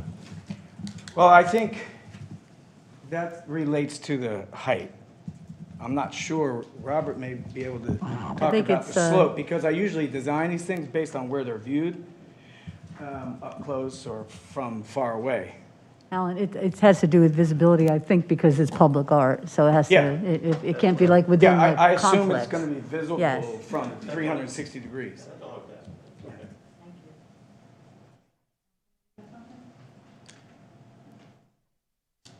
Well, thank you very much. Thank you. Appreciate it, and if there, were there any speaker cards? No. No? Okay. Any other questions or comments? Want to make a motion? Second. Okay, all those in favor, please say aye. Aye, thank Aye. you. Thanks very much. Oh, I'm sorry. Did you get that, Liz? Okay, thank you. All right, So Mayor and Council, on the next item, there's request from staff for consideration of a fountain lighting policy. So you'll recall, as part of our 50th anniversary last year, we celebrated, and one of the key features that was added was color LEDs to the base of the fountain at Fountain Park. Rachel's going to go ahead and give a staff report on that, but we knew we were going to need to get some sort of policy in place, because we started immediately getting, once people heard about it, they were getting excited, and as they should be, but they also want to know if they could use, pay the town or sponsor, the lighting of the fountain to be certain colors and so forth. So Rachel's going to describe the process that she and her staff went through with the Community Services Advisory Commission, and then how they arrived at the policy that is before you tonight. With that, I'll turn it over to Ms. Goodwin. Yes, thank you. That's a great summary of where we started. So just for a little background, we did install the new lights in 2020. That was one of the things we did get to do during COVID. Currently, the way the lights operate, and I don't know that this is well known, is that it does require manual changing, i.e. it is designed on a iPad or computer, but we do have to go down there and load the program and actually manually be there to install it. So it's not as seamless as just going on and clicking a button or something on an app or something of that nature. So it does require a staff presence, and it's generally overseen by our park staff. They do have to go down there, they have to turn it on, they have to make sure that's turned off. So it does take time. And then there is a reminder that as we talk about this tonight, keep in mind that the lights are only visible during evening hours. So we have a lot of asks. Traditionally on our St. Patrick's Day, we turn our fountain green.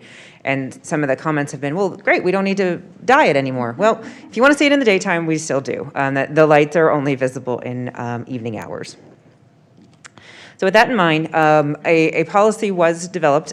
This was through the efforts of staff, as well as our Community Service Advisory Commission. They took quite a bit of time to do a bit of research, think this through to help come up with the most comprehensive policy for your review tonight. Essentially, the standard operation at this time, and per the proposed policy, would allow for the town council and/or the town manager to direct staff to use the system for annual holidays and observances. That seems to be consistent with ways we've used it, whether it be for 4th of July or for Halloween or Veterans Day or whatever that might be. Appropriate color choices are used to show and mark the support or the advocacy or the celebration of the program. In some instances, we've also used it to support local events, happenings, or celebrations when needed and when appropriate. I'll give the example of when the Phoenix Suns were in the playoffs. Most of the Valley went purple and orange to support our local team. The Fountain did the same. It's been a great asset for us. It's gotten a lot of public attention when we've been able to do that. So it's really great positive press, which is exciting. Public requests have been mounting for lights, let's put it that way. A lot of times we have asks for whether it be a personal birthday celebration, we've had several asks for gender reveals for babies. We've had a number of different asks, and while it's an exciting opportunity, it does present a number of problems because we can only accommodate so many. So at this time, the suggestion from staff is to limit public requests and that they have to meet a certain set of criteria, specifically not for personal or professional use, that the requests should be made in writing to town staff, no less than 4 weeks and no more than 1 year in advance, so that we can find out if, hey, are we going to be able to accommodate? And then once the request is received, applicants would be notified within 10 days of that submission. The requests should be centered around educating or enlightening the public about a significant health or safety issue, or emphasize a recognized awareness campaign. We've had a number of those that we have supported, particularly this fall, with domestic violence awareness. We've had ovarian cancer that we've promoted. We've had a number of asks for other awareness campaigns, which seem to be of an appropriate nature when they are centered around a specific cause, issue, something of that nature.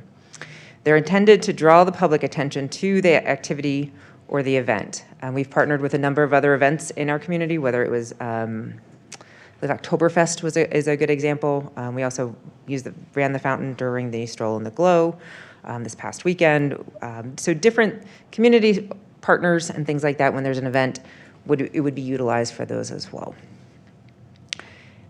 That is the highlights. There are a couple of other standard guidelines that are proposed, which is that the fountain would feature no more than 4 color displays per month, and that each request would be allocated for up to 4 nights. So they could have a weekday block, which is our Monday through Thursday, or a weekend block, which is a Friday through Sunday. And that's really based around staff time. We have staff here to implement the color and then put it back to our normal operating white colors. The town, obviously, we can't guarantee that the colors can be precise. It is on a prism scale. We do our best. If you really need it to be a particular purple we'll do our best to get there. And then, of course, as we all know, that the fountain operates daily from 9 to 9, but it is really subject to wind. And we do have a lot of breezy evenings, breezy mornings, things like that. So, again, we can't guarantee, which is why 4 nights was suggested, so that hopefully in that window of 4 days, the fountain would be visible as much as possible. This is modeled after a number of other fountain guidelines, but very few fountains have our color changing capabilities where public viewability and public access are granted. So this is consistent with a number of policies we've reviewed. However, there are very few. At this point, I'll take any questions. You guys have the sample policy in front of you. If you have any changes or edits, we can certainly make those. Otherwise, I'm happy to answer questions. Thank you. Do we have any speaker cards? No? Any comments or questions? Mike? Maybe staff won't like this, but I mean, did you calc out the cost to have the person down there and input it? I mean, you know, as far as, I mean, I'm not looking to gouge anybody, but is this, you know, a small revenue generator in terms of the gender reveal? Like, say someone, you know, rents a Ramada, they have people down there, you know, I just wondering if that was looked at even. It was, and you'll note that there was no discussion of a fee. At this point, we would not support charging a public fee for usage, but however, we also are not endorsing use for private or personal use, so that a gender reveal wouldn't be an approved lighting, nor would a birthday celebration or an anniversary or a promotion of a new business or anything of that nature. The way the policy is written is pretty narrow, that it would have to come as a directive from council or mayor or town manager. At this point, part of that reasoning was because the revenue offset would be so minimal and the staff impact would be tremendous. I would recommend, however, if we are able to get to a point where there is a better way to change the colors, if there's something where we are able to move to a more efficient process where it doesn't require staff time to go down there, then I think we should reevaluate and look at what those options might be. But at this time, the staff time is too significant, and it's not a good offset in terms of revenue. I was just going to actually dovetail. Basically, the staff has talked to me, Rachel and Kevin Snipes, about trying to find some sort of automated system, whether it could be done remotely or through an app or through an IP address on, you know, a smartphone, so that they can do it remotely and not have to be there physically in person. I know that they're actively trying to find that. The key is, I think the technology is out there, obviously, but part of it is we have a challenge right now with broadband at that location of the pump house and trying to get it there. And then secondly, trying to find something that is reasonable to be able to do that. But definitely for now, I think the policy as presented actually minimizes the amount of staff time and effort, and then also the policy is done in such a way that it's logical, that it's predictable, and when the hours would be that it would need to be turned on and then turned off. And so I think what we have before you is a really well thought out policy, and I really think Rachel and the Community Services Advisory Commission have done a really good job of thoroughly thinking through all the issues on this. Thank you. Thank you. Vice Mayor? I can't disagree, it's well thought out, but I don't like it. You know, you reach a point, at least in my mind, where you can't be all things to all people. You know, we do it on holidays, we do it on special occasions. This is going to be more staff work. It'll be costly. Now we're looking at an automated system. I just don't see the need for this. Also, I feel like it's going to dilute the iconicness of our fountain. And I think 4 times is a lot per month. And I think you're going to get into a quagmire where it's going to become more and more commonplace and less significant. Because when the fountain's lit up now, it's really for a significant purpose. And the town acknowledges that. And I think allowing this to go on and have at least 4 requests a month, et cetera, I just think it's going to dilute just the iconicness of our fountain and the purpose it's there. Sure, noted. Is there a number that seems appropriate, or is there an edit there that you'd like to see staff make to the policy? my concern is, and you just stated it, is that it's going to be, you guys are eventually going to allow like gender reveal. I mean, to me, that's not what that fountain's for. I can, and that's certainly part of the discussion. So that's where we're looking, if we'd like to go with no policy and therefore it's only at staff or council direction and not available to the public for requests, that's certainly an option as well too. Yeah, because I just think that over time, while this is, you spend a lot of time thinking through this, et cetera, and you must get a lot of requests, I just think over time, it's just going to turn into a fiasco, and it's going to become very personal and ridiculous birthday party things, and no offense to anybody, that it's just not going to represent what our fountain really is and what it represents in the town. And today, when you make selections, it's seemingly to me that they're made for very important things and causes. And, I understand that, but otherwise, I just think it's going to dilute it.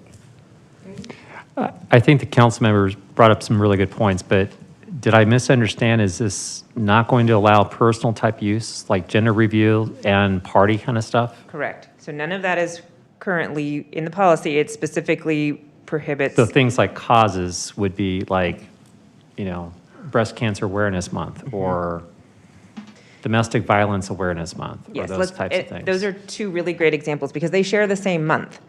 They both are observed in October. So part of the conversation that we had was, well, do we turn it pink or do we turn it purple?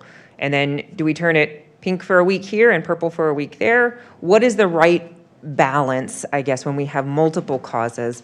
And then how do we manage that? So that's exactly what this is. So based on what looking I'm at. hearing, maybe the councilwoman's point is maybe fewer of these so we don't dilute the significance of the fountain. Is that what you're kind of getting at then?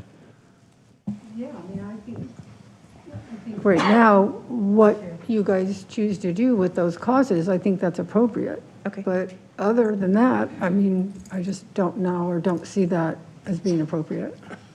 Councilwoman Grabowski?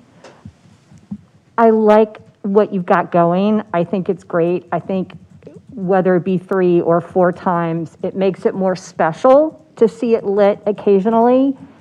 But that being said, you do allow them to have requests and pay you for like a wedding or something, if I remember correctly, right? Don't you have a fee during the afternoon if they want to leave it up for a longer time for a wedding ceremony or something? The operations of the fountain? Yes, the fountain, you can pay to operate the fountain. However, that has nothing to do with the actual lights. Right, within the I'm just fountain. saying that, okay, so we are allowing it to be up for a fee. So eventually, I can see once the special has worn off, maybe then we turn to, let's do the lights at night if we can get it coordinated and all that for a fee as well. But if we already do it during the day, just the fountain, I do see eventually we're going to want to do that. But I like it the way it is right now because it makes it more special.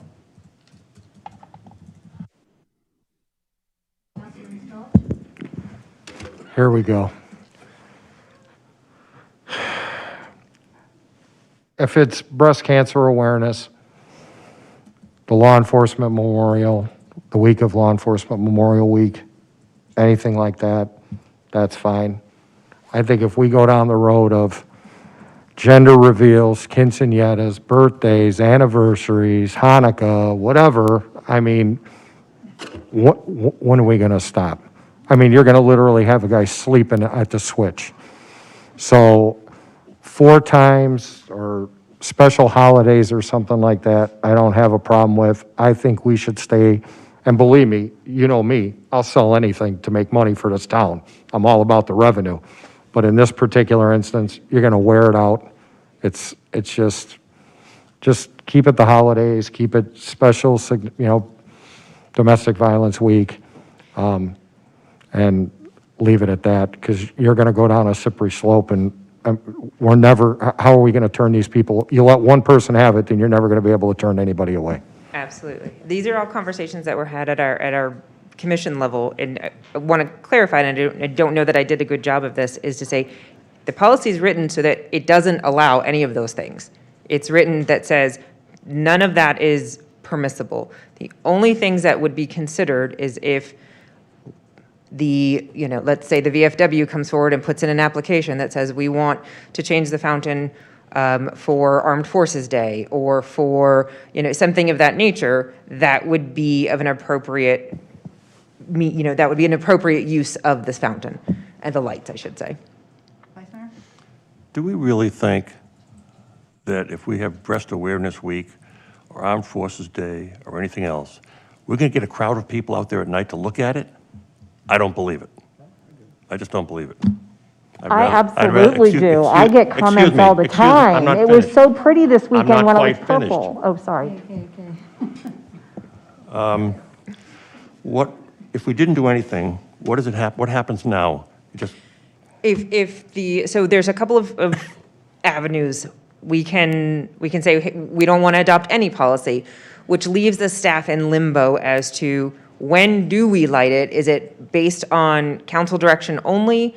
Are we bringing it to you to say, hey, we want to light it on these nights, or is staff empowered to make those kind of decisions based on calendar? Again, I'll go back to the Suns. When the Suns were in the playoffs, a staff person said, hey, wouldn't it be great if we lit the fountain? And we said, oh, that's a great idea. We went to Grady. We said, Grady, this is what we'd like to do. He said, oh, that sounds perfect. Go ahead. And it was a very simple process, but it was really staff-driven. I will say that I don't know what month ovarian cancer is observed or testicular cancer is observed or, childhood cancer or whatever type of observation. So generally, those groups have reached out to us and said, September is this, or the week of October 1st is this. And so that has allowed us to be aware of things that we wouldn't necessarily be on our radar. if I were to go out there tonight, is it lit up in a color? No. It's never lit up as a color. Not unless there's a specific reason that we have programmed into it. Okay. It doesn't run arbitrarily, I guess is the right word. Can you go back one slide? I can. What? This one? No, Forward? the one, That one? well, it was the one with the 4. Oh. So 4 per month, and each request would be given 4 nights? Correct. So that's 16 nights potentially each month? Potentially, at most. Mhm. I mean, so to Peggy's point, I'm just wondering, maybe that is a bit much. Maybe 2. I don't know if there's a magic number, but I mean, that's half the month right there. So I don't know, just throwing that out there. Okay. Well, would it be a policy if we said that you will make the decision like you did with the Suns? Or, I get requests for proclamations, and some of them we do, and they're pretty reliable. Domestic Violence Month, prostate cancer awareness, so, I mean, I'm kind of for letting staff make the decision. This would say that probably, the Suns thing wouldn't happen. It was fun, it was unique. I don't really like the 4 nights a week, or whatever this whole thing is. It just seems like Grady and I were kind of laughing about it. It's like some nice idea has become the typical, bureaucratic nightmare here. So, what would be Aaron or whatever, some kind of a motion so that they do have something, so that they have something to say to the public that seems to be what we're talking about here. That's a great question, Mayor and Council. Sorry about that. No, it's okay. Can you enlighten us? I very much doubt it. And that was an excellent pun, if I do say so myself. I get, Mayor, I get what you're asking. That the staff will be able to use, essentially to write in some level of discretion for the number of displays that will be allowed and the frequency of displays that will be allowed. That's the question that you're asking. Is that right? Can I make a suggestion? I'm not an attorney. How about at the staff's discretion with no more than to be 4 times? Yeah, like a not to exceed. Not to exceed. How about not to exceed It's fine. I mean, but at her discretion?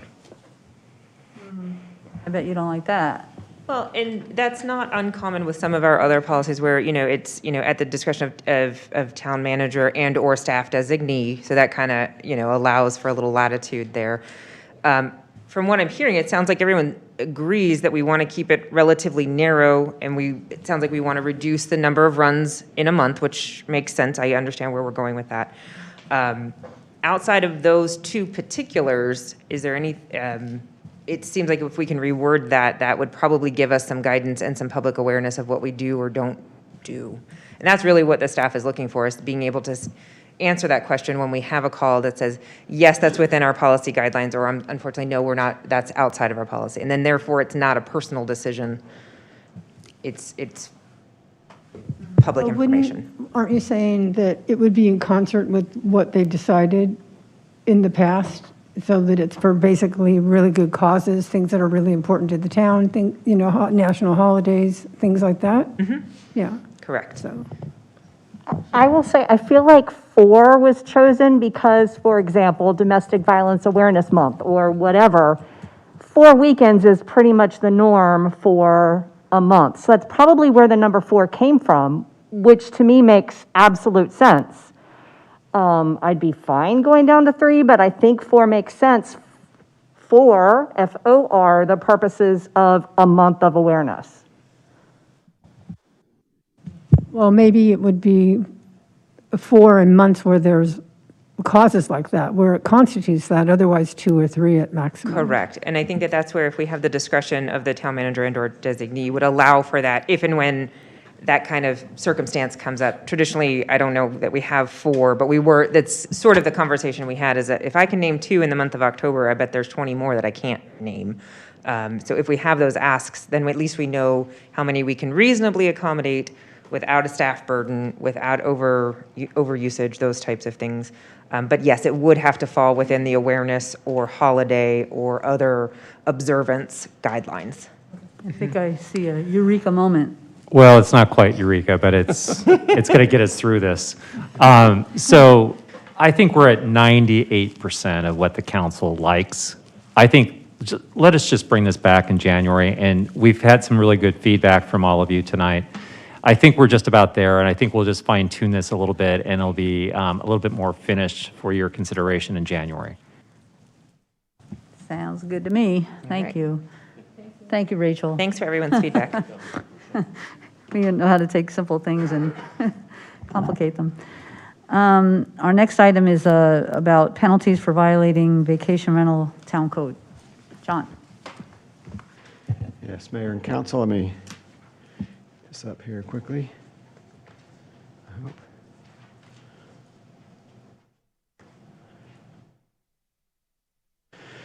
Okay, Mayor and Council, good evening. I've got what I hope will be a quick item for you. Excuse me, last January we came to Council with a text amendment to add Section 8-6 to the Town Code to make us consistent with some enforcement measures that were allowed by state statute as they address vacation rentals in the town. That section provides for basically 2 things. One is a requirement for vacation rentals to be registered with the town, and the second is put some limitation on the uses that can go in to limit some of the event-type activities that were going on in these vacation rentals and really keep it to the actual rental. So we did that, and we didn't include any specific penalties with that, so that defaults it to the civil penalties in the overall town code. Staff meets periodically to discuss this issue as different events happen.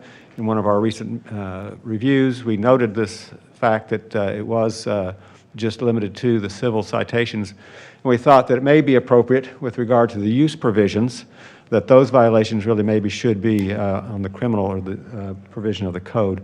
So with that, we have suggested amendment to Section 8-6 to add a new section, subsection 5 to that with 2 provisions.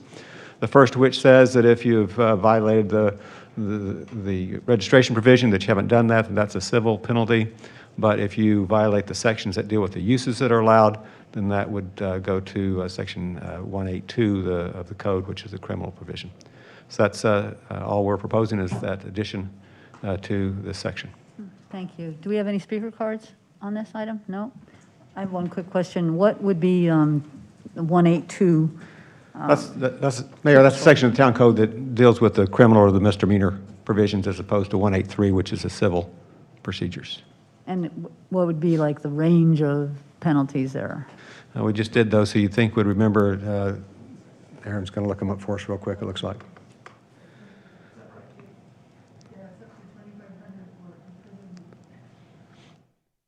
Which, to be clear, is not happening. It's the judge, our municipal court judge, has broad discretion for imposing penalties whether under a civil penalty or a criminal penalty. That's not going to be, that's I very, very seriously doubt that's going to be an issue here. It's just another tool for staff and our courts to be able to use, to utilize in the event of, for example, like a repeat offender or situations like that where we might see some sort of flagrant abuse of the code. Thank you, Madam Mayor. John, has the process of registering been streamlined? Because I've gotten emails in the past, not recently, but in the past, where people were having a hard time registering. Mayor, council member, the registration process is handled through finance, and we've tried to fold it in with the overall business license process. And so it shouldn't be any more challenging than the business license. I don't know if Mr. Pock, if he's here, if he could say any more about how that process runs, because it's through his area, but it should be fairly painless and simple, be done online or in person. Okay, well, some residents have said they've had trouble, so could we at least ensure that the process is, like you said, easy peasy and streamlined? Because I don't think they would say that they're having problems if they weren't having problems. Correct, I'm sure. So if we could just ensure. We'll definitely look into it, Councilmember, because that's a good point. I do know that our finance department, through the business licensing, they were including the forms when they were renewing, if it looked like they did have a rental, so they had a form in there. Also, I understand, David, you want to come up? Our finance director will also talk about, I believe it's a fillable form that's online as well. Correct. Mayor, council members, our town registration is a simple online fillable form with name, address, emergency contact information, TPT number. I would guess that anybody that's having a problem is with the TPT through the DOR process. Okay. Because that can be a little bit. So what he's saying is basically, difficult. we don't collect our own tax locally here, the TPT or the sales tax. So the Department of Revenue is doing that for us, and so it's probably a challenge on having to go online and do their online remittance that they have to do on our behalf, or I should say, to give us credit for that tax. But it shouldn't be the form, but we'll look into it, because maybe there was something, maybe with this recent update we did to the website, maybe there's something that, it's a dead link or something. Okay, is there a deadline for doing this, or I'm sorry for my ignorance, I don't have rental property or do this, so is there a deadline? Has it already passed? I believe the website states that they have 30 days, but that's not from the time that they start.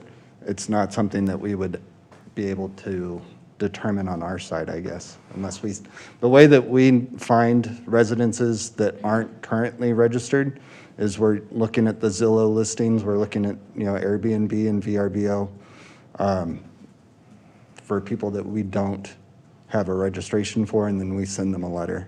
Okay, here's what I suggest. I suggest that first and foremost, we make sure that the process is working.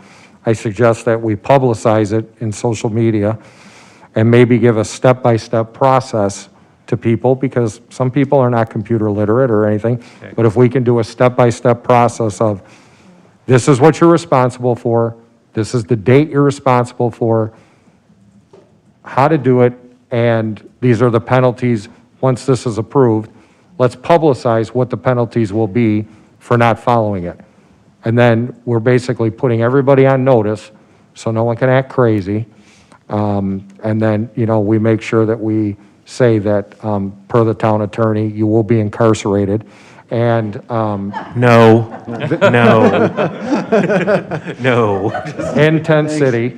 And no, but let's let's get the information out, let's use social media, let's use all the ways we get the information out, so that people can't say, you know, as well as, I didn't know. Absolutely. And I will say that the approach that we've taken in finance is definitely an informational approach.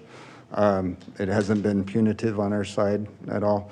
I did want to make the comment that this has nothing, is not connected to business license processes at all, because that's not allowed by the state to have business licenses for residential rental. So that's not part of it. I don't want anybody to get that. Yeah, what I wanted to clarify, though, is if they have multiple, like, let's say it's a real estate management company, that it's a realtor, then they would be getting that information at the same time. Right. Yeah.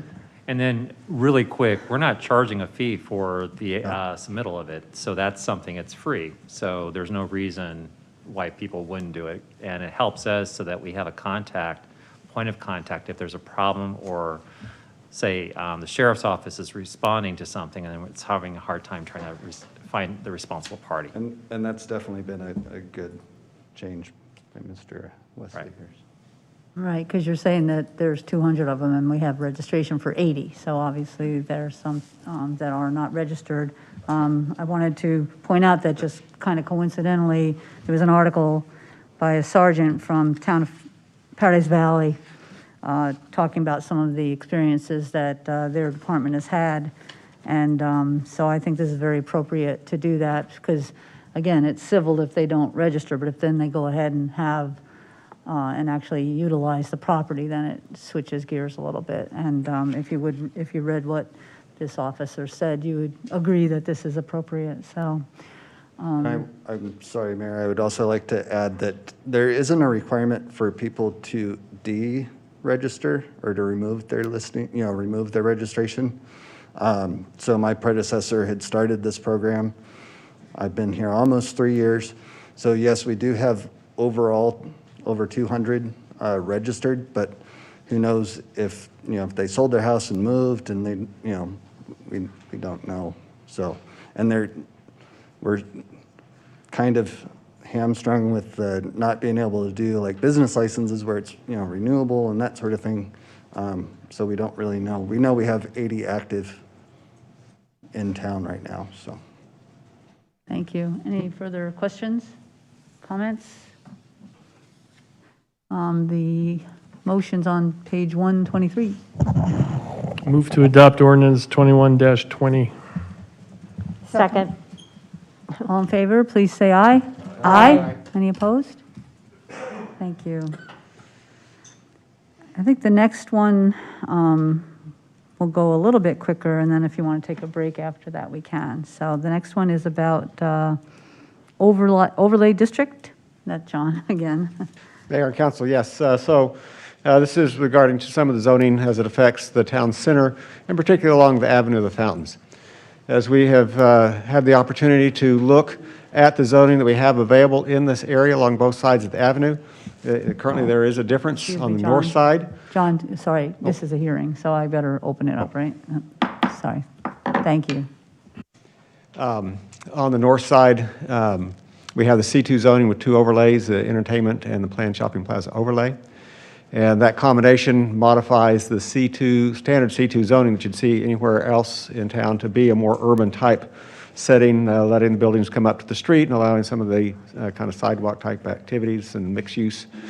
On the south side of the street, we have the town center commercial district, which allows, again, for the mixed use, bringing the buildings up to the street and so forth. We felt it was important along the avenue to look at the various development standards and use allowance there. So we have the same things happening on both sides. So you couldn't, there wouldn't be challenges with saying, figuring out which side of the street things could or couldn't have. So we went through and looked and compared both districts and found just a couple of minor adjustments that we felt would be helpful to keep them the same. So on the north side, through the entertainment overlay, the ordinance currently does allow for seating on sidewalks subject to council approval of encroachment permit. Seating would be for outdoor cafe type activities. Currently, it does just say sidewalks, so it doesn't really distinguish between a public sidewalk and a private sidewalk. Obviously, an encroachment permit is meant for public sidewalks, but to clarify that, we thought it would be beneficial to make that statement exactly, that encroachment permit for public sidewalks. And then, as we'll mention in just a moment, when we talk about the south side and some of the changes there and discuss this with the Planning and Zoning Commission, we want to make sure that when we would allow these encroachment permits, that we ensure there is a safe access and that we maintain mobility through the area on the public sidewalks. So those are the proposed changes to Section 25. On the south side of the street in Chapter 18, which deals with the town center zoning district, there's a specific provision in the uses that allows for outdoor patios, but doesn't really clarify if that's on private property or on the public sidewalk. We assume it is just on the private space. So again, to make it consistent with the allowance we already have on the north side, that does allow the use of the public sidewalk through approval of an encroachment permit, we are proposing to amend the code so it mirrors that on the north side to allow council to approve an encroachment permit, and it has to ensure safe access and maintain mobility. So the two relevant sections of the code are shown here. We won't read through all those, but if you read the wording, particularly in the all caps, those are the changes, and you'll see then that it really makes both sides the same in terms of allowing encroachment permits for outdoor seating along the sidewalks for basically sidewalk cafe use. Any questions? Thank you. Any questions for John on this item? Just one. Vice Mayor? John, did anything in particular prompt this? Are we getting requests? Mayor, Vice Mayor, not specifically, other than the staff interest to make sure we had both sides operating the same, so as uses would come along, there wouldn't be that finger pointing or questioning about why can I do this here and not there. Okay, thank you. Do you have speaker cards on this item? No? I'll close. I have a question about the Councilwoman?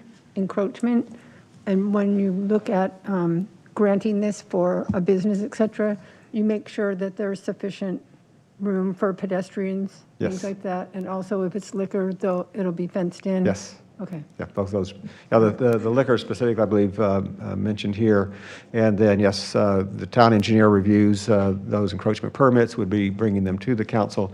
And typically, we're looking for a 6-foot type passageway to make sure it's clear for pedestrians.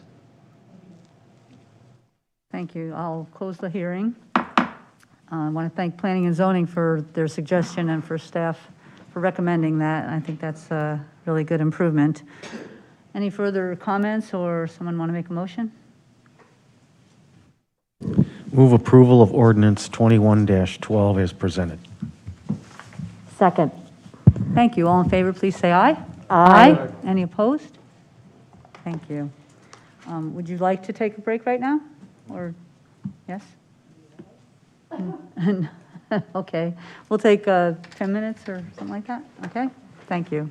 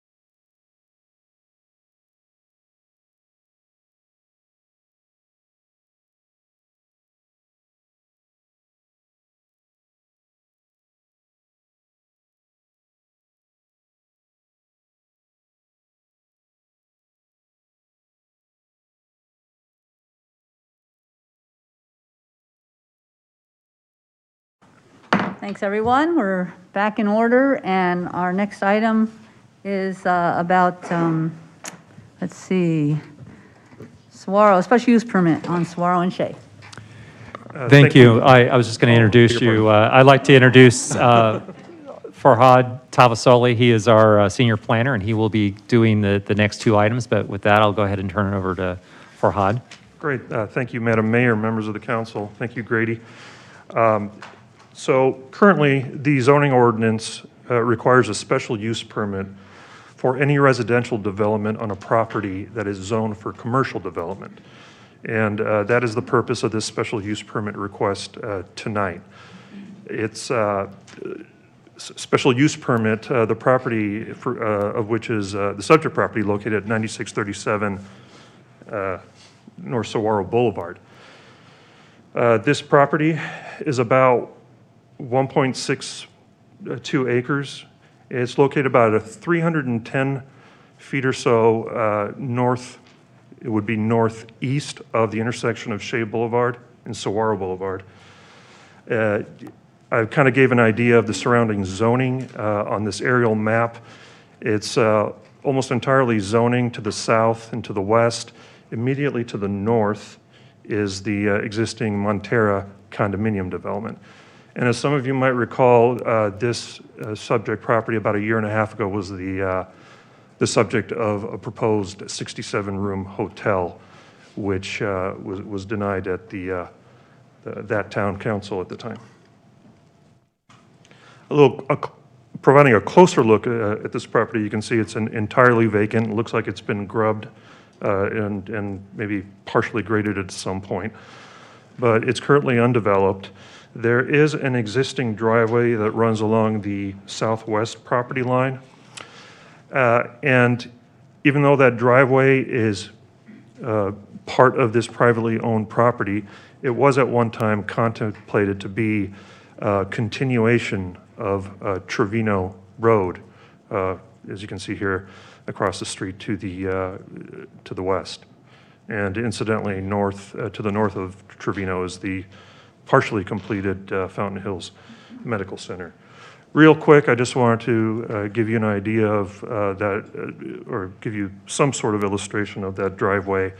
It is simply a thin layer of asphaltic pavement. There is no curb and gutter on this driveway, and it leads straight into the parking lot, or at least a portion of the parking lot of the Red Rock Business Center to the southeast. So let's get into the details of this special use permit request. It is a special use permit for a residential use in a C1 zone, which is the zoning for that vacant parcel I just spoke about. The applicant is proposing 17 two-story, not three-story, but two-story residential units on this site. These 17 units would be housed in 6 buildings, and even though this is a special use permit for a residential use, it is still in a C1 commercial district, and the maximum building height in that zoning district is 25 feet. So the applicant will be limited to that height and has reflected that on the elevations, which I'll show you shortly. Again, the property is 1.62 acres, so in terms of density, with those 17 units, it comes to about 9.5 dwelling units per acre. This is the initial site plan that the applicant provided, keeping in mind that this is conceptual at this point. There's no great detail as far as how the grading or the drainage will work, but some of the more important aspects of this project are reflected here. Again, the 17 units is spread throughout six different buildings. You could say 5 because these two connected, these two down here to the south east, buildings 5 and 6 are actually attached. But the driveway that you saw earlier will be maintained as the primary ingress egress for this development, and will continue to flow through to the other side of the Red Rock Business Center. As I mentioned, the property is about 310 feet from the intersection of Shea Boulevard and Saguaro. According to the Maricopa County Design Manual, that is adequate distance between an intersection or a signalized intersection and a full access driveway. So there has been some concern about whether or not the left turns would be safe here. According to the design manual, and I can get into greater detail about that later on if the council has any further questions, but it does meet the minimum standards according to that design manual for full access in and out of Saguaro Boulevard at this ingress-egress point here. Yes, sir. Yes.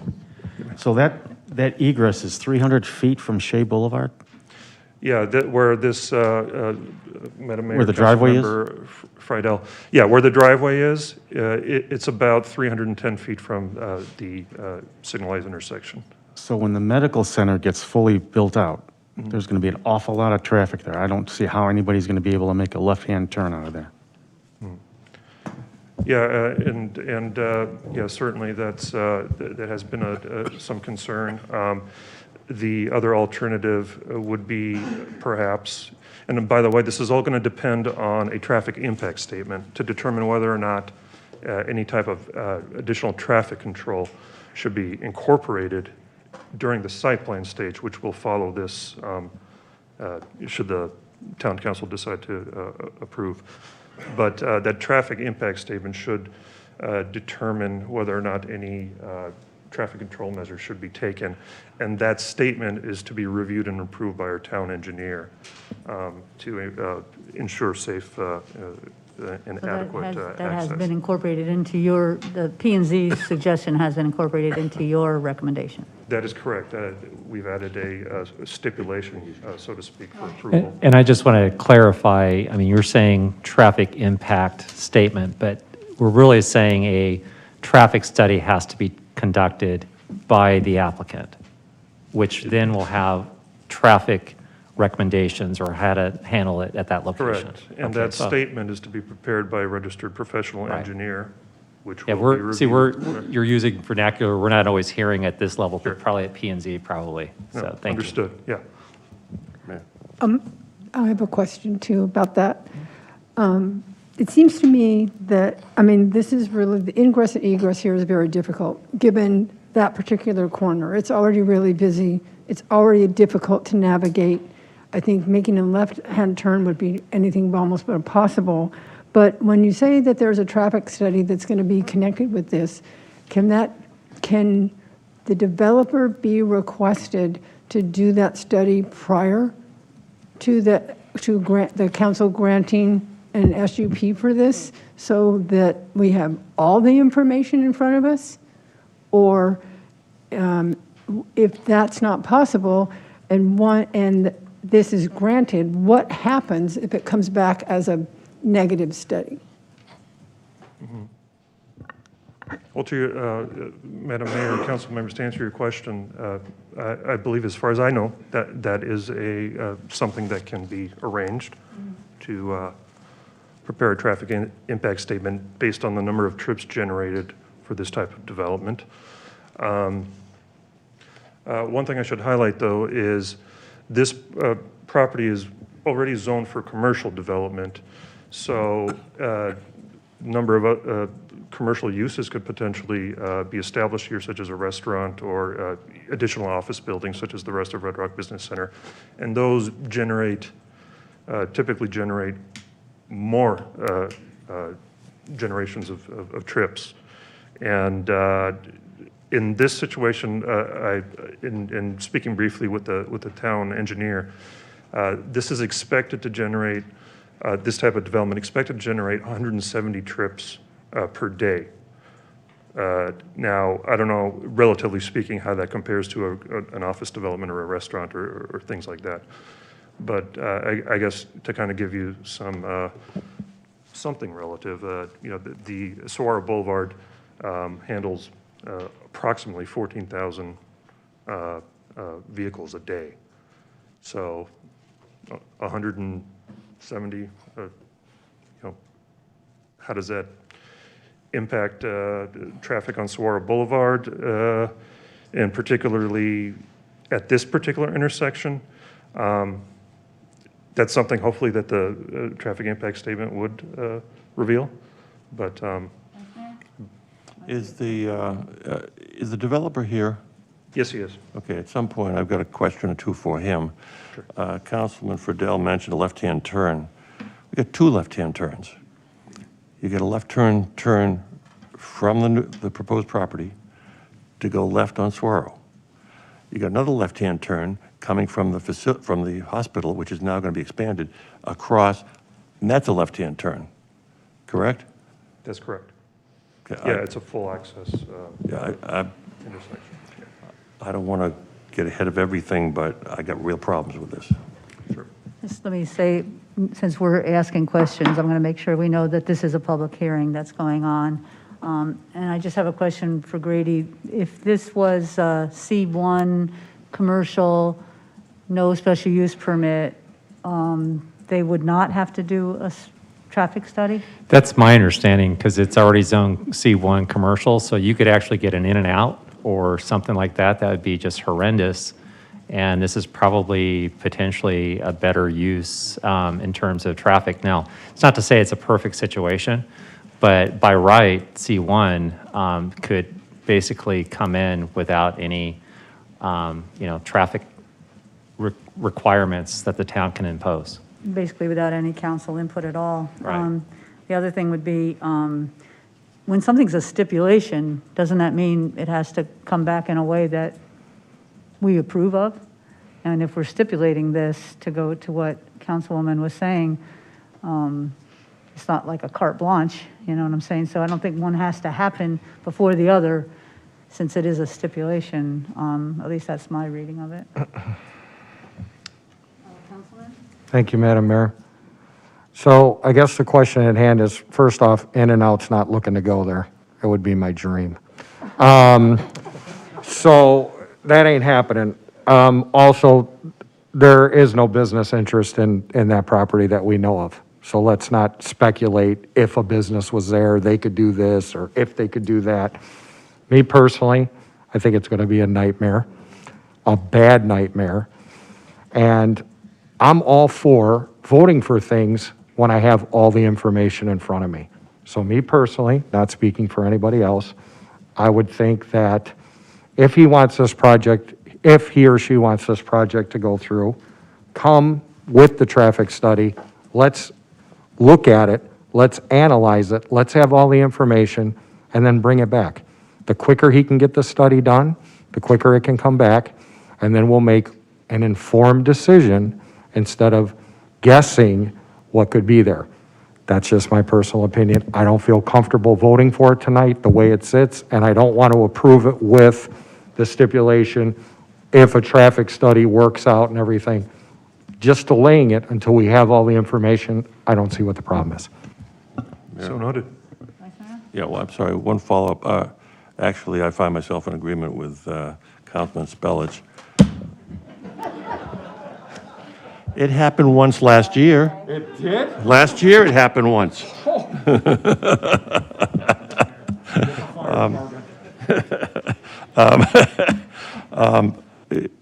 One of the questions I'm going to ask the developer, first of all, I hate these catch-22s, which is exactly what this is. You know, on the one hand, you got commercial, on the other hand, you got housing. Neither one of which are going to be good, in my opinion. But my question to the developer is going to be, if you do a study before we make a decision, and there has to be a traffic signal, are you going to pay for it? Yes, thank you. And I too am in agreement with Mr. David over there. So it's a double heart attack. But although it should be noted, I mean, let's say it's approved as is, and if I were living there and I wanted to get out to the B line, you have access through the business center to Monterey, and you can exit left out of Monterey, correct, onto Shea? That is correct. It's also a full access Yeah. driveway. And then I assume the developer would rip up that existing pavement and he'd have to redo it all in terms of that little driveway that you had a picture of. I mean, that's not to code or anything, I'm sure. Yeah, Madam Yeah. Mayor, Councilmember Charnow, it does look like it's deteriorating slowly, but it would need to be modified to accommodate this development. And then lastly, when you say 172 trips, that kind of means cars in and cars out, right? I mean, that's the technical definition, Yes. so. Total So it's not trips, like 172 cars are turning left, to head towards Shea every day. So Correct. just- They could be that's, turning right, they could be turning left. Yeah, or coming in. Or coming in, correct. In looking at the recommendation by P and Z, it's their approval of the SUP with the added stipulation on the traffic impact statement is to actually be reviewed by the town engineer. So if we vote no on this because we want to see it before it gets approved, I kind of feel like we need, are we going to trust our town engineer to make the decision? If so, why would we vote no and ask to see it again? And this is actually a legit question. I don't know more about reading a traffic impact study than our town engineer does. So I would be relying on the information from the town staff at that point anyway. Just plain devil's advocate. I agree with that because of what it says, recommendations shall incorporate these recommendations as determined by the town engineer. So I look at it as a stipulation. So it's a go ahead with the state, with the study, bring it back, and if it still has these same concerns, then it's a no-go. So is that not correct, or? Okay, so it is correct, yes. Vice Mayor? Yeah, I have one other question. In the staff report, it says, Section 2 of Fountain Hills General Plan 2020 discusses the elements, et cetera, et cetera. This section includes policies to encourage a broad range of housing types, affordable to all income ranges, et cetera. Is the developer proposing different kinds of units? Madam Mayor, Some that would be Vice more Mayor. affordable than others? I don't know the answer to that question. Perhaps the applicant can answer that. But I would say it's not That's what the dissimilar. plan says, and I think it's. Yeah. Okay. Yes. One other question. Is it possible that there could be a right turn lane only on Saguaro? And then the major egress would be on Shea? I'm going to bring our town engineer, David Jan, over to answer that I question. think I saw him heading for the exit. So if the determination is made that this cannot be a full access driveway, then that median break would then be closed off, and this would be a right in, right out. Correct. You're welcome. Okay. All right, thank you. And I did promise our constituents that I want to make one other point here with this slide.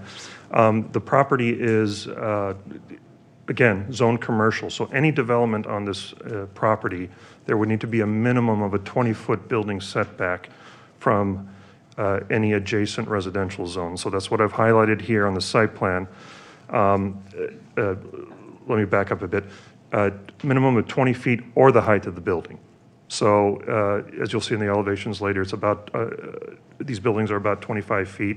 So a setback of at least 25 feet needs to be maintained from the Montera condominium development to the north. I've chosen one elevation here that's fairly representative of the development. I've chose this one because this is what would be, this building is what would be fronting Saguaro Boulevard. So you can see it again, 2 stories. It's about 21 feet to the top of the plate and about 25 feet to the top of the parapet wall there. But again, 2 stories with a patio on the first floor and a balcony on the second floor. The garages, and this is of that same building, although this is a perspective drawing and not an elevation. The garages would be facing inward and would not be visible from street view on Saguaro. So this is the other side of that same building where the garages would be going in and out, and you can see there another balcony on that second floor. So just to wrap up here, again, I'd like to point out, Section 2 establishes standards for review of the special use permit, and in this case, for a residential use in a commercial zone. Some of the things that the council may consider, and much of which has been discussed already, especially with regards to traffic and ingress egress, but the nature of the use, whether or not that's appropriate for this commercially zoned property.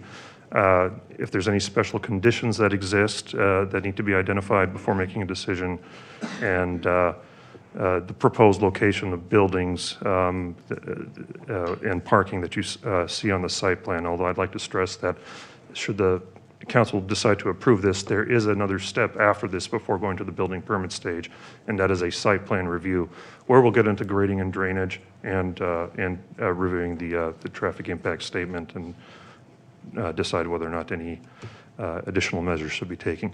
So staff recommends approval based on those criteria I discussed earlier.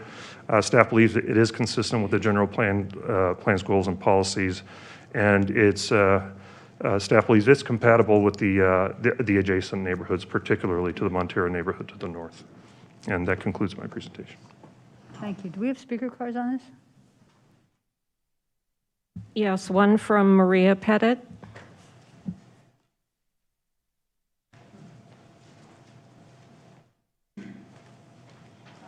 Hi, I really don't need to speak anymore because I'm the reason why the 20-foot was put on the diagram, because this said 10 feet on this paperwork. So I just wanted to verify that, so thank you. Very much. Further comments and questions? I do. Councilwoman? Are we going to vote on this, or are we going to have them go and see if the developer will do a study first? I think we can, if the developer speaks, it's still part of the hearing, right? Okay, sure. If you want to ask questions of the developer, that'd be fine.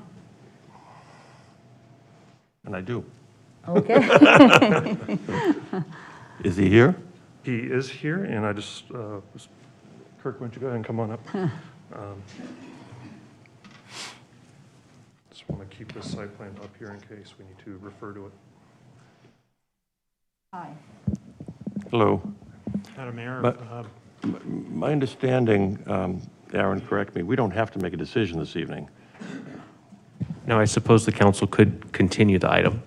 There's any number of steps the council could take, so no, it's not absolutely required. Okay, so I guess 2 questions. One, would you consider doing the study, traffic study, prior to the council making a decision, number 1? Number 2, if the study is done and it comes back saying there needs to be a signal, are you willing to pay for that?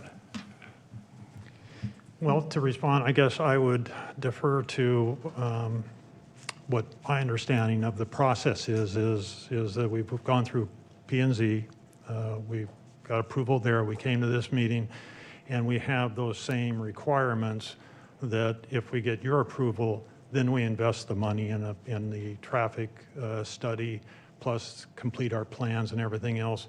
It has to be reviewed by the city engineer, and whatever is required will be required. No, I do understand that. Yeah. I guess I'm asking if before we make a decision, are you willing to do the traffic study? No, I'm not. You're not, okay.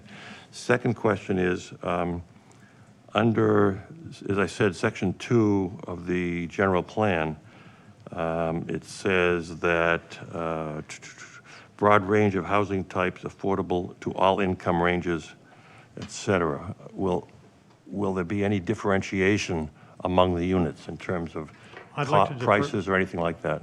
I'd like to defer to Dory Wittrig, who's our agent, has more information about that.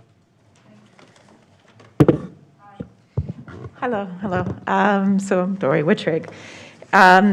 First of all, just let me introduce. This is Kirk Haar, and he's with Haar Family Builders. Kirk has an amazing, storied history from the Pacific Northwest as a community home builder for affordable housing of high quality. He is a member of the National Association of Home Builders Hall of Fame, and the man knows what he's doing when it comes to especially this type of product. And so I was thrilled. We've been building large custom homes out here, but you know as well as I do that that's a bunch of $1 million plus homes. And that's, well, we need that product. This community also needs affordable housing. And you can't find land for affordable housing. So this site came available after it was hammered the first time. And we thought that 17 homes and 17 people going and their families going in and out of this site every day was an appropriate usage.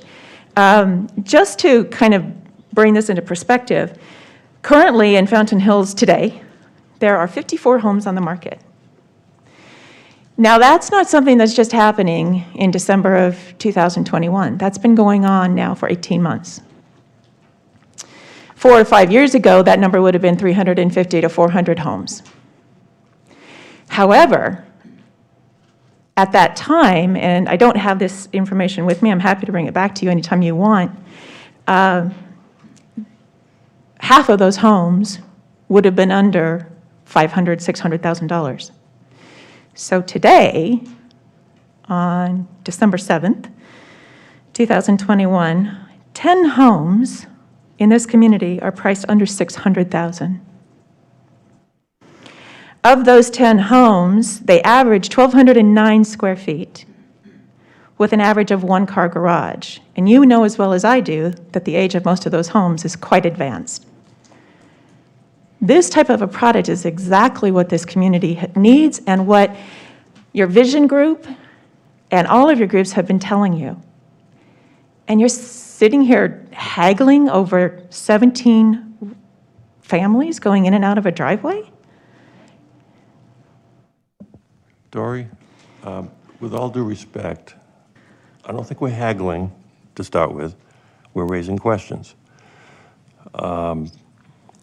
How do we handle the two left-hand turns without creating a tragedy? How would you handle it if it was a C1 property that somebody came in and just had the right to do whatever they wanted? That's not what I'm asking. We're talking right now about an application. How do we deal with that? All right. Well, to get back to your other question of affordability, our plan is building 1,650 square foot homes. That's a nice family-sized 3-bedroom, 2-bath home. It's a 2-story. It's not necessarily an empty nester product, but it's definitely something where, 2 people, 3 people, a family, a small family might live and hopefully enjoy it. There are numerous ways in and out of this community. Number one is through the community, and the other is up to Monterey and at that intersection, or back around to Shea Boulevard. I won't address the traffic study, but I will tell you that our plan here is for homes at or just under the $500,000 price range, which I understand is not necessarily the most affordable that we have out here. But when you compare what I just gave you as far as the style of homes that we have to offer right now under $600,000, that's affordable. I agree with you. You've answered that question, I think, satisfactorily. I agree it's a real problem. So I wouldn't expect a developer to come in and build homes that are going to cost $400,000. So I agree with you. I'm really hung up, and I'm not sure that this is within your expertise, but you can tell me if I'm wrong. I'm really hung up on what I think could be a tragedy in the making with those turns. Well, we would have to defer to the engineering department, and they've recommended this, so. Aaron, can you tell us what sort of safeguards we have depending on, I know in the past you've said something like if you give out a special use permit, how does that resonate legally? Does it give us still the option of saying this isn't going to work because of the traffic study. We know, and I understand why you wouldn't do the traffic study first. I think that this gives us the protection to say, go ahead, pending the traffic study. That's what, I feel like that's what we'd be voting on. And I don't hear any other concerns about this project except for the traffic. I mean, even a neighbor seems to be fine with it, especially now with the setback, and there's not a lot of people here saying they want that to be a commercial property. I disagree that it would never be a commercial property because we're seeing a lot of development happening now that even a year ago we wouldn't have thought was going to happen. But I still don't, I don't go along with that either, where, you know, well, threaten you with what could be there, but it's the truth. It's the truth, and it could be. I like it. I like the idea of being able to move ahead with it, but I don't want to do it unless you tell me that we still would have the ability to say and it's not haggling. I agree. It's concern for safety. You know, anybody that's coming in out of McDonald's or anything in that area understands what it's like right now, for whatever reason, you know, before incorporation, blah, blah, blah. So what can we do here, Aaron, to perhaps move it forward, but still have that stopgap? So, Mayor and Council, that's an excellent question. The direction that what the mayor said, I believe, is the correct statement of the situation, which is that if a stipulation, which is what this is not met, I mean, first of all, staff presumably wouldn't move forward with approving the plans for construction. I mean, that's if there's not a satisfactory resolution to the traffic issue, i.e. that there's not going to be any means by which the developer is able to install it or to build this property and manage the traffic flow, it's not going to happen. Likewise, I know that there is a provision, and I'd have to bring it up here, in section 2.02G of the zoning ordinance that talks about revocation if conditions or terms of the permit are violated or not met. Presumably, we wouldn't get to that point.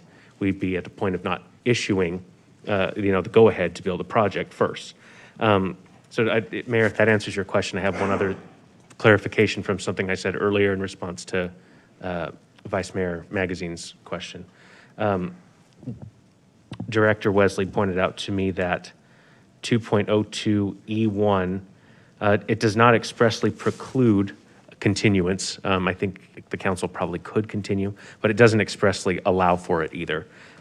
It says that in consideration of a special use permit, the council may adopt the commission's recommendation, approve the special use permit request with the conditions it deems appropriate, or deny the special use permit. So I just wanted to make that clarification. It's not, a continuance isn't expressly allowed, although I think we have continued items before of this nature, but the code envisions approval with conditions or denial. Seems like that would be moot, though, because we would be waiting for something that that's not going to happen. Yeah, good. The developer stated that that's not. I don't think we have to even worry about Right, that. I think right. the question then is, do you want to go ahead with the special use permit with that stipulation? I don't know if there's stronger language for the stipulation to make it clear that, you know, we like the idea of the project. We're really, really worried about the traffic and the safety aspect of it, which I think we all would be. So what do you people think? Thank you, Madam Mayor. I guess I'm somewhat taken aback by being accused of haggling, worrying about the safety of the residents, the safety of the traffic, and that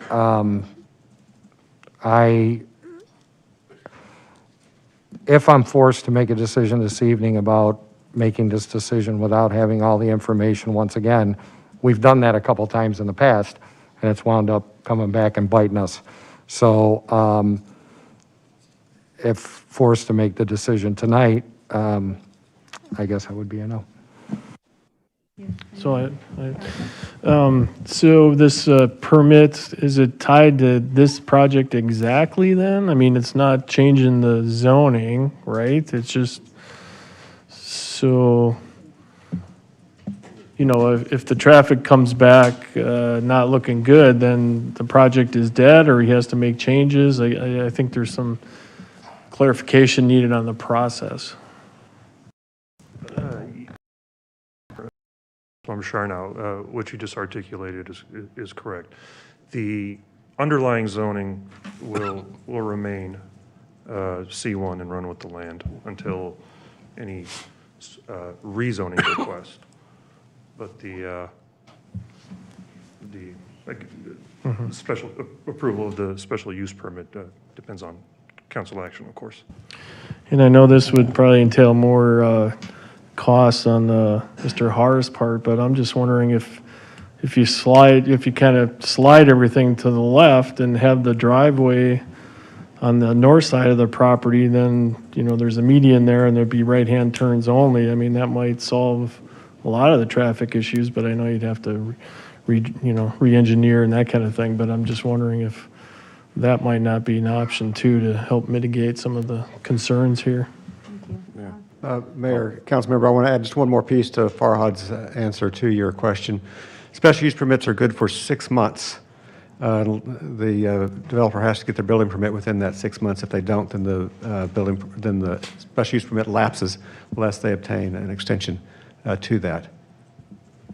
Councilman, Vice Mayor?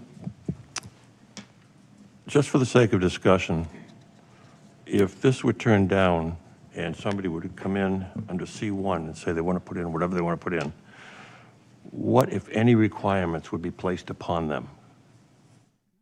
I'm sorry, your hypothetical, I didn't understand that. If they wanted to put in what?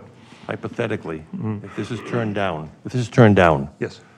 and somebody would come in under a C1 and put in a bank, let's say, what, if any, requirements would be placed on the bank? Madam Mayor, Vice Mayor Magazine. I mean, they can't just walk, they just can't come in and start with shovels and start digging. I mean, there must be some requirements. That is correct.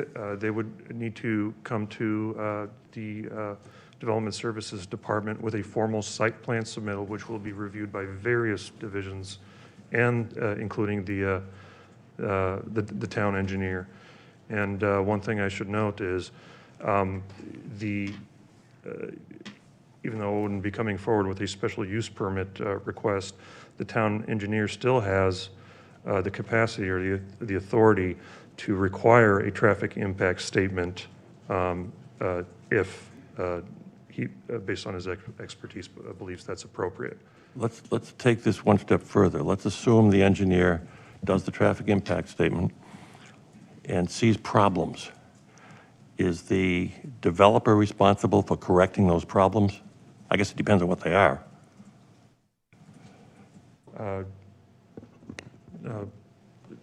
It's hard to say. Let's have David elaborate.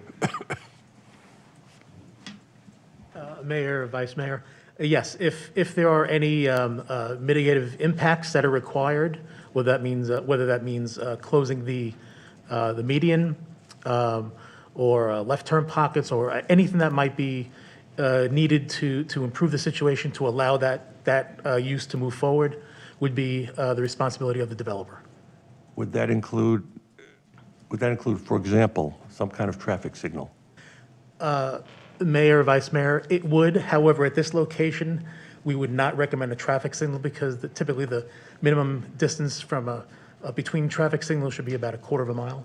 But if a study's done and the engineer says we've got problems here, then they've got to work it out with the developer to mitigate those problems, correct? That is correct. So it says to me, turning this down is not a big threat. That even if somebody were to come in for a commercial use, we still have some sway over what's developed and how it's developed and what the traffic pattern is, correct? That is correct. We would still have the ability to go through the site plan process to require the traffic study and to require the off-site traffic impacts and improvements if they're required. Perfect. Now I'm going to make a motion. Hold on, please. I still have something to say, because that's the opposite of what we earlier said. So we earlier said that if someone came in for a C1, they don't need us for anything. What I was trying to say is that the town council could not deny that application. In fact, it wouldn't even come before the council or P&Z. So that was the difference on that. This process tonight is very similar to what we're going through as if it was a rezoning, but it's not. The special use permit is in place of that to put in some additional conditions and protections. Can I get a clarification So on that? if a commercial developer came in, they would not be required to do a traffic study on this? And our engineering department and the council would have no say-so? Mayor, Councilmember McMahon, actually, in any case, for any location, we have the ability through the site plan process to require a traffic impact statement or study and require the off-site improvements in order to make that as safe as possible. So you're saying to me that if for some reason this isn't approved and a commercial developer comes in, the town will require, given this ingress and egress situation, no matter what would be built there, the town would require a traffic study be done before they grant authorization for building? Yes, that is correct. At this location especially, that's correct. Well, I'm confused. Because if it's C1 and somebody wants to build something C1, the property has a certain amount of value, and if they come in and they don't need a change, why would they have to pay for something because of a situation that already exists? And again, we're saying right now, you can't make somebody do something before we approve something. So I guess I don't follow. Vice Mayor? Well, I'm going to move this along. I don't know what the answer is. I mean, it sounds a little confusing. I'm going to assume that what we've just been told is correct, and I'm going to move to deny the application. I second. I think I was supposed to close the hearing before we vote, right? So, but I still have more conversation to have. So, well, his motion is to deny, and somebody seconded it, right? Okay. But before we vote, I have just make this clear to me before I vote. If this went through the way it is right now, they would have to come back with an acceptable traffic mitigation plan before it could move forward. My understanding is yes, so I'm going to also turn to the town engineer to confirm that that's correct. Okay, I'm sorry, what was the? I believe the mayor's question was, if this project were to move forward as, with the stipulations as stated by planning and zoning, the applicant would have to come back with the traffic study and report, in other words, an acceptable traffic mitigation plan. Yes. Okay. Thank you. Grady? But I just want to make it very clear that the stipulation was that it was going to the town engineer for his review, and it was not coming back here. So I believe if you still have the curiosity is just killing you, and you want to know what comes out of this process, you can add that additional stipulation that come back here one additional time. And then what would we do? I mean, so if we do the special use, go back, you make a determination, looks okay, comes back to us, what are we voting on? Or would we vote, or it would just be a report? I guess you could consider possibly revoking the special use permit. If you didn't like what the engineer's recommendation or traffic mitigation measures would be recommended. I have a question, hopefully. Is there any way that we can talk to the Planning and Zoning Commission to get and understand where their reasoning was in saying that they go along with this, or for lack of a better term? Right, for what they recommended, so that we understand better their thinking, that will maybe help us have a better, more educated voting process or voting decision? I think the minutes would be If you think that would be Well, I helpful? believe the minutes of the meeting, and this is a recommendation based on the idea that if it doesn't come back in a way that's acceptable, then the development would not proceed. I'd like to make just a quick clarification. No matter who developed this property, whether it was needed a special use permit or if it was just an as-of-right use, we would still go through the same site plan review process, and we would still require a traffic study to make sure it meets the requirements. And so we would put that onus on any developer that's developing there.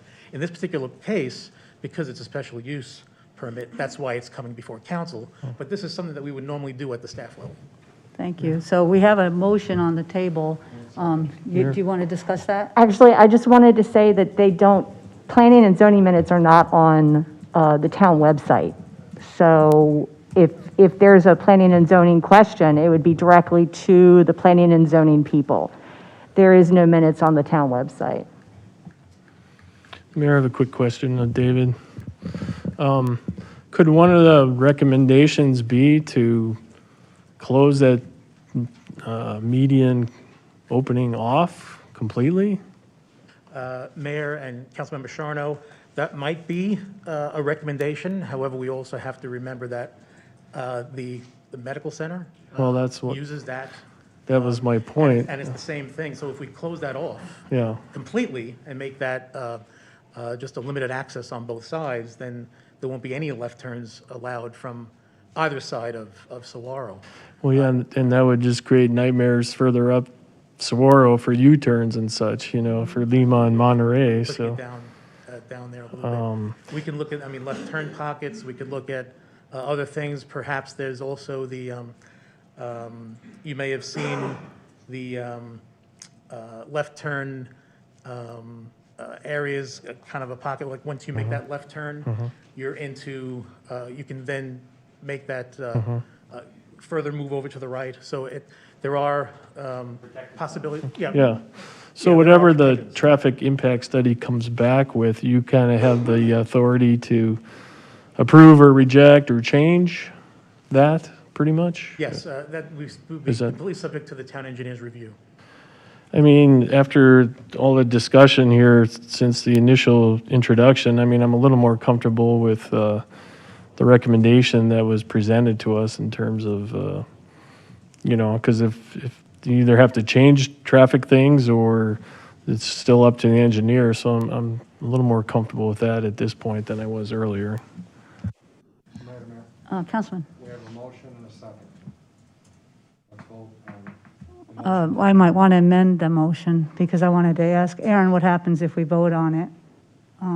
We can't bring up another motion, right? Mayor, once it's voted on, it's voted on. There is a procedure by which you can reconsider, but if there's an amendment to be made, I suppose this. But you can have a substitute motion. What's that? You can have a substitute motion. Not a substitute. It would be a motion. It would be a motion to amend, and we'd vote on the proposed amendment. You sure? What? You said- sure? Yes, I'm sure. Sorry, I'm sure. So, sorry, I just lost this thing.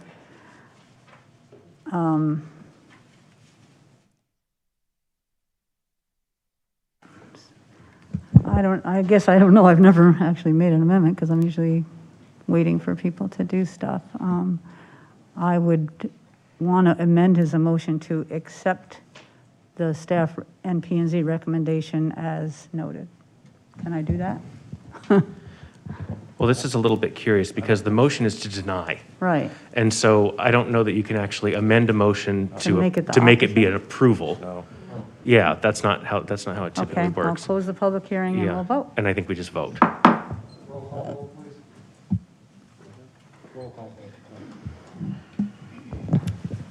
Vice Mayor Magazine, Aye. Councilmember Spellich, Aye. Councilmember Grzybowski, Nay. Councilmember Charno, Nay. Mayor Dickey, Nay. Councilmember Friedel, Nay. Councilmember McMahon. Yes? Okay, so the motion to deny failed. Correct. Okay, so at this The point. motion to deny failed 4-3. Right, okay, Well, yeah. right. So does that mean we can't make another motion? Well, No. You can make a motion. Okay. Right, so I would think we would want an express motion, we would want if we're not going to deny it, we would want an express motion to deny it, and then we would vote on it. Okay, I'll close the public hearing and we'll vote. Right, so I would think we would want an express motion, we would want an, if we're not going to deny it, we would want an express motion to deny it, and then we would vote on it. we want to move to approve it. So I assume that would be the council's desire with the stipulations. I'll go ahead and move to approve special use permit to allow residential uses at 9637 North Saguaro for a maximum of 17 dwelling units, subject to the stipulations as recommended by staff and the Planning and Zoning Commission. Second. Thank you. Any further discussion? All those in favor, we'll do roll call again, please. Councilmember Spellich. Nay. Councilmember Grzybowski. Yay. Councilmember Charno. Yay. Mayor Dickey. Aye. Councilmember Friedel. Aye. Councilmember McMahon. Nay. Vice Mayor Magazine. Nay. Motion passes 4-3. Thank you, guys. I know it's hard to get through these things when we don't know the processes. So we don't do it a lot, so. Oh, what is that? Thank you. Thank you, sir. We'll be talking. Our next item, I think, is John, or again, development about non-conforming uses for structures. And it's a hearing, so open the public hearing. Okay. Thanks again, Madam Mayor, members of the council. Before I begin this presentation, I just want to make one point of clarification. There was discussion about the meeting minutes from the Planning and Zoning Commission. Those have yet to be approved by the commission, and they will be included on their agenda for their next regular hearing next, I believe it's Monday, which would be the But for, just for 13th. clarification, Yeah. just the action minutes alone, just what actually happened, those must be on there. So we'll have to find out why they're not showing up. Thank you for bringing that to our attention. So moving along, so this is as you mentioned, a text amendment request for building extensions in the street side yard, specifically for non-conforming structures. Now, before going too far along into this presentation, I just wanted to, in a lot of this, the town council is very, these terms they're very, you may be very familiar with, but it's important to just go over these terms real quickly before I elaborate on what this text amendment entails. But this amendment's going to pertain to corner lots. It's pretty self-explanatory. A corner lot is, in this case, a residential lot at the intersection of two public streets. And the operative word is public. And what is a street side yard? So when in a corner lot, you have two street frontages. The front yard is defined as the shortest of the two street frontages. This is an example here that I got from actually Maricopa County, this diagram here. So the front yard is the shortest of the two, and the street side yard is, by way of deduction, the other street frontage. And a non-conforming structure is in this case, in this hypothetical example, a primary residence or a single-family residence that was legally built, but according to today's standards, it doesn't conform. So they're legally built, but currently, as the ordinance is written, any further development to a non-conforming structure would need to conform to the current zoning ordinance. And so, as I mentioned, moving along with this hypothetical example, if in this particular case here, on a non-conforming structure, the owner of this home here wanted to construct, in this case, an addition on the adjacent to the street side, and more specifically on the towards the rear yard, it would need to conform to the current zoning ordinance standard. One thing I should mention about corner lots. In many cases, in numerous cases, corner lots generally are not necessarily any narrower than interior lots. And this is particularly the case with the lots that are zoned R18. They're usually just as wide or just as narrow. However, in the R18 zoning district, for example, a street side building setback is 20 feet, which is identical to the front yard's building setback. So there's a pretty limited amount of space in the street yard currently that a homeowner can work with. In this hypothetical example, as I was showing, it would need to conform to the current standard, and the building addition would need to be set back 20 feet from the right-of-way line to a public street. What the current, or what the proposed amendment allows a homeowner to do is to construct the addition, if they so wish, at least at the same plane of the existing building, or but certainly no further, not in front of the existing plane of the current residence. This, staff believes, allows some flexibility for the designers, architects, contractors to work with the existing structure. Sometimes placing a building or placing an addition would need to, in terms of functionality, it's better that it be aligned, for example, with an existing hallway at an existing residence. And so this allows a homeowner some flexibility about where to position this, this building addition.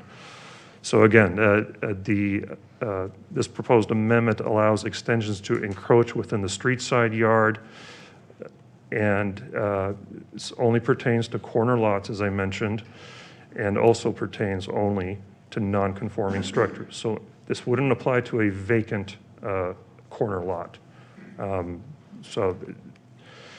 It must stay behind the, or flush with the existing wall plane or behind it. No closer than 10 feet to the property line. And this would only pertain to the smaller single-family zoning districts, R16 and R110, or I should say R16 through R110. There are a number of, especially within the R18 zoning district, a number of several non-conforming uses where staff has, not non-conforming uses, I beg your pardon, non-conforming structures. And staff has received a number of proposals for additions to these structures, and many of them have been denied because they don't meet the street side setback requirements. So this would help a number of homeowners within the zoning districts that I mentioned. So with that, I'll open this up to discussion. Thanks a lot. Do we have any questions or comments? Do we have any speaker cards on this? No? Okay, thank you. I'll close the hearing, and we can get a motion, please. I'll move to approve ordinance 21-18. Second. Thank you. All in favor, please say aye. Aye. Any opposed? Thank you. Thank you, Farhad. Thank you. Appreciate it. I think I'm getting an update here. Can we move on to the hydrology? We're not going to do that. Okay. We're skipping the hydrology. Sorry, Justin.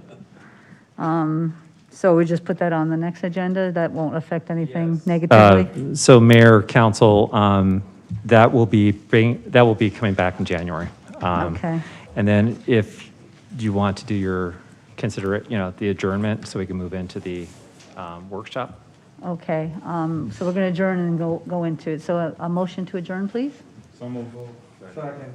All in favor, say aye. Aye. Thank you. We're adjourned, and we're going into a work-study session. Great. So I'd like to call up John Kraft, the Chair of the Strategic Planning Advisory Commission. There is. It's on the agenda. So,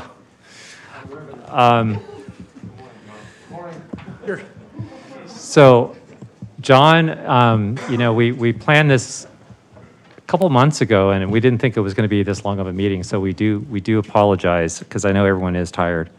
John Kraft is going to present the proposed strategic priorities for the strategic plan that the Strategic Planning Advisory Commission has worked on for the past several months.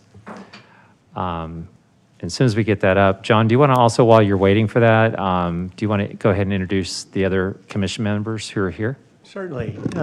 And just to ease your mind, we probably don't need more than an hour and a half, so plan accordingly.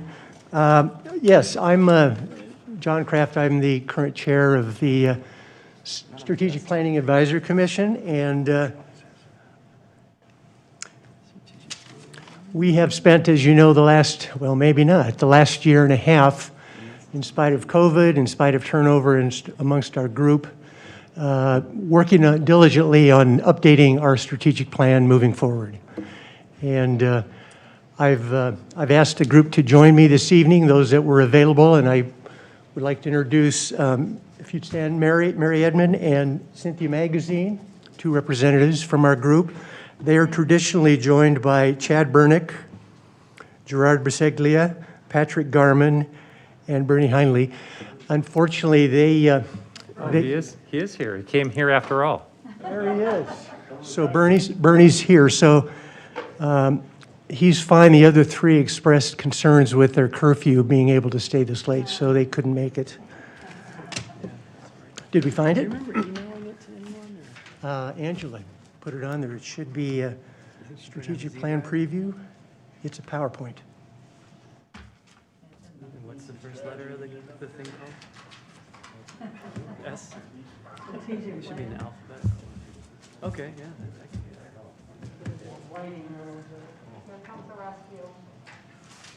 Okay, we got the expert here. Robbie will take care of it. Oh, it's on. Yeah, that's a good idea. Package.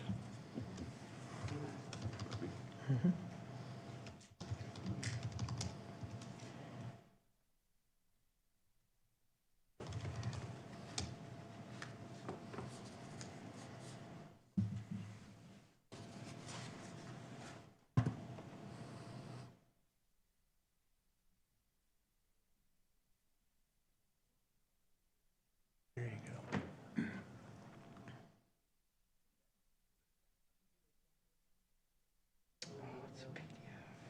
It's a, oh, is it?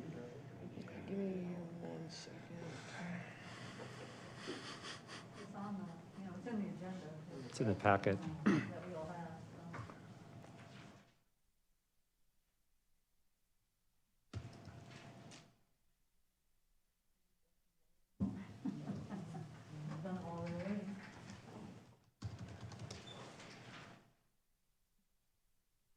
John?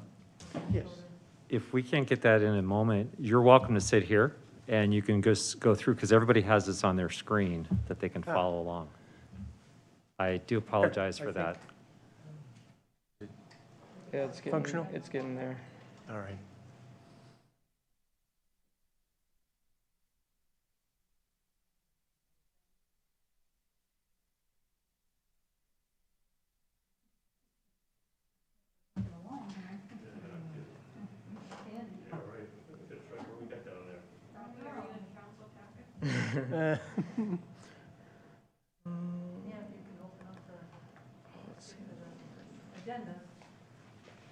Yeah, so this is the best I can do. That's fine. There's a PDF in the packet if that's opened.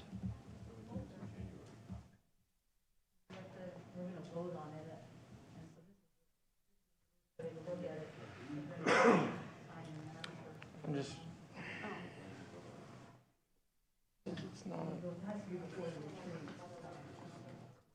It's not a PowerPoint, it's an Adobe presentation.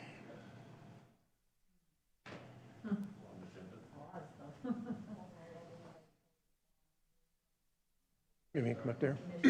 Yeah, you're welcome to Yeah, come up well, here. just to get things going. I'll get it up, it might just take a little bit. You sure? Okay. Well, that doesn't mean you can leave. Well, no, I don't. Just That's see what I it. was trying to. That's what I was trying to do. Darn. Lost my seat, I gotta go. I'll see you Right, but it's next an meeting. No, well, I'm going out. I'm going out there. I'm in it for the long haul. He's going to let you sit here. Okay. Wonderful. Go ahead. Thank you. This one? Sorry about that. The way the evening's been going anyways. PDF, so I'm getting it on. It looks like they got it up. So yeah, you could, it's just a matter of pushing the button down. No, you have to do it there, unfortunately. Oh, up there? Yeah. Sorry, Aaron. That's all right. He was funny. He's like,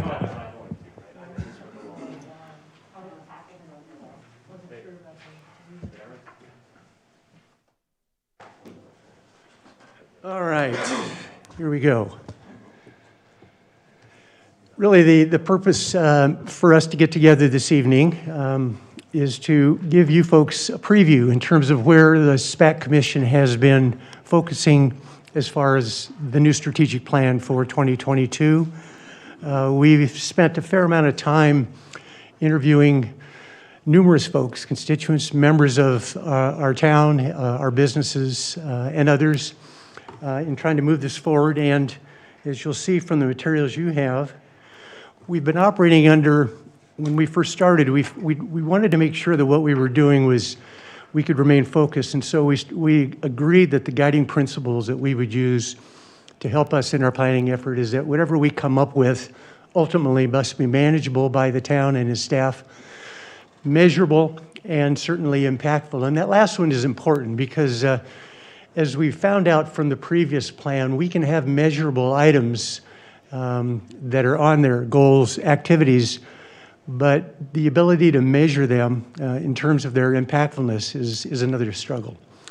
And so we thought that it would be important as we move forward to keep the plan manageable and certainly attainable and not overwhelming. Part of the acknowledgments we had as we began moving forward, as you see here, and you could certainly add to this list of planning acknowledgments, but these are the ones that we kind of settled on as being kind of integral to our discussion and to what we were focused on. And the town has limited resources. I mean, that's come up in conversations this evening. We have economic seasonality because of where we are and because of the significant share of our population are winter visitors only. We do have a very strong and talented volunteer base. That's probably one of our biggest strengths. We do have revenue variability because we don't have a primary property tax. We have limited residential growth. That kind of came out this evening as well. And we do have, I think, as a positive asset, unmatched natural beauty, an asset that we need to continue to preserve and take full advantage of as we move forward.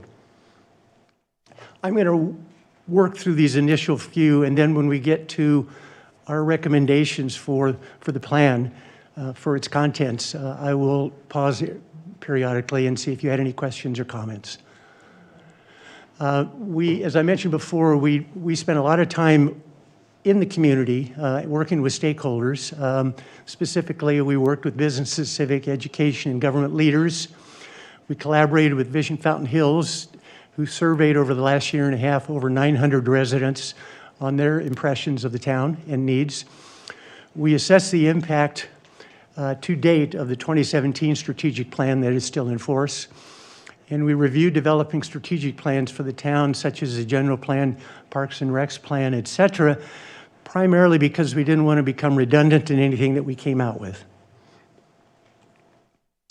The survey results that Vision shared with us over the 900, the respondents to the Vision survey basically listed these 6 community interests, I guess you'd call them primary community interests. These are not necessarily issues, but these are the areas in the community that were representing the community and serving the community that were most important to them.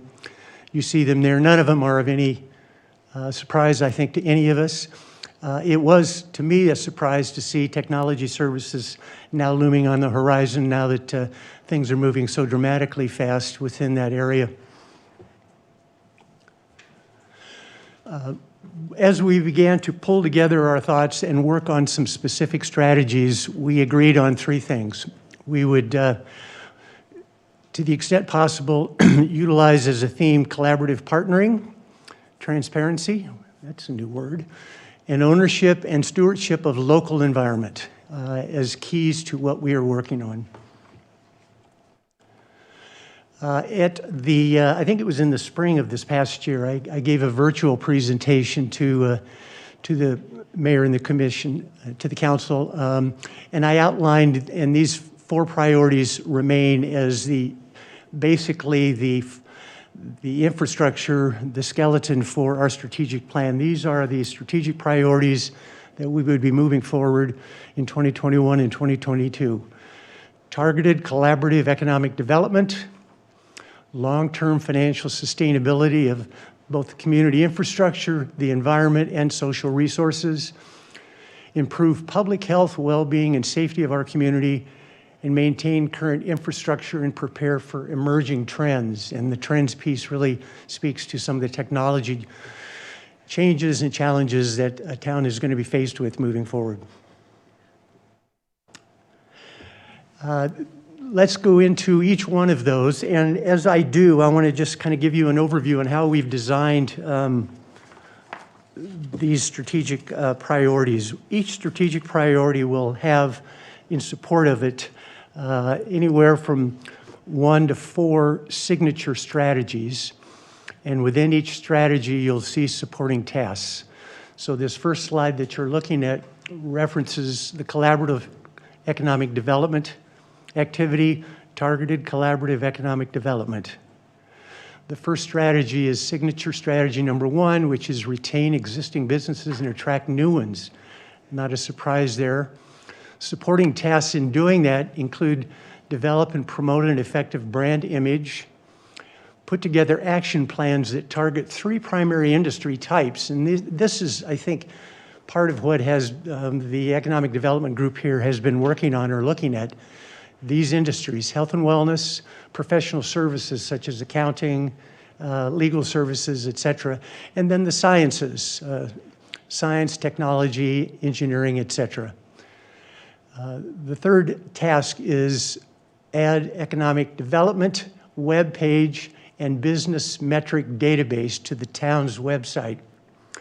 We think this is part of that transparency. It's let's get the information out there, not only to the community, but to prospective businesses and organizations. The business metric database really would be a compilation that's maintained and aggregated on an annual basis that looks at certain data points that measure the effectiveness or lack of our business and economic development activities. So it can be anything from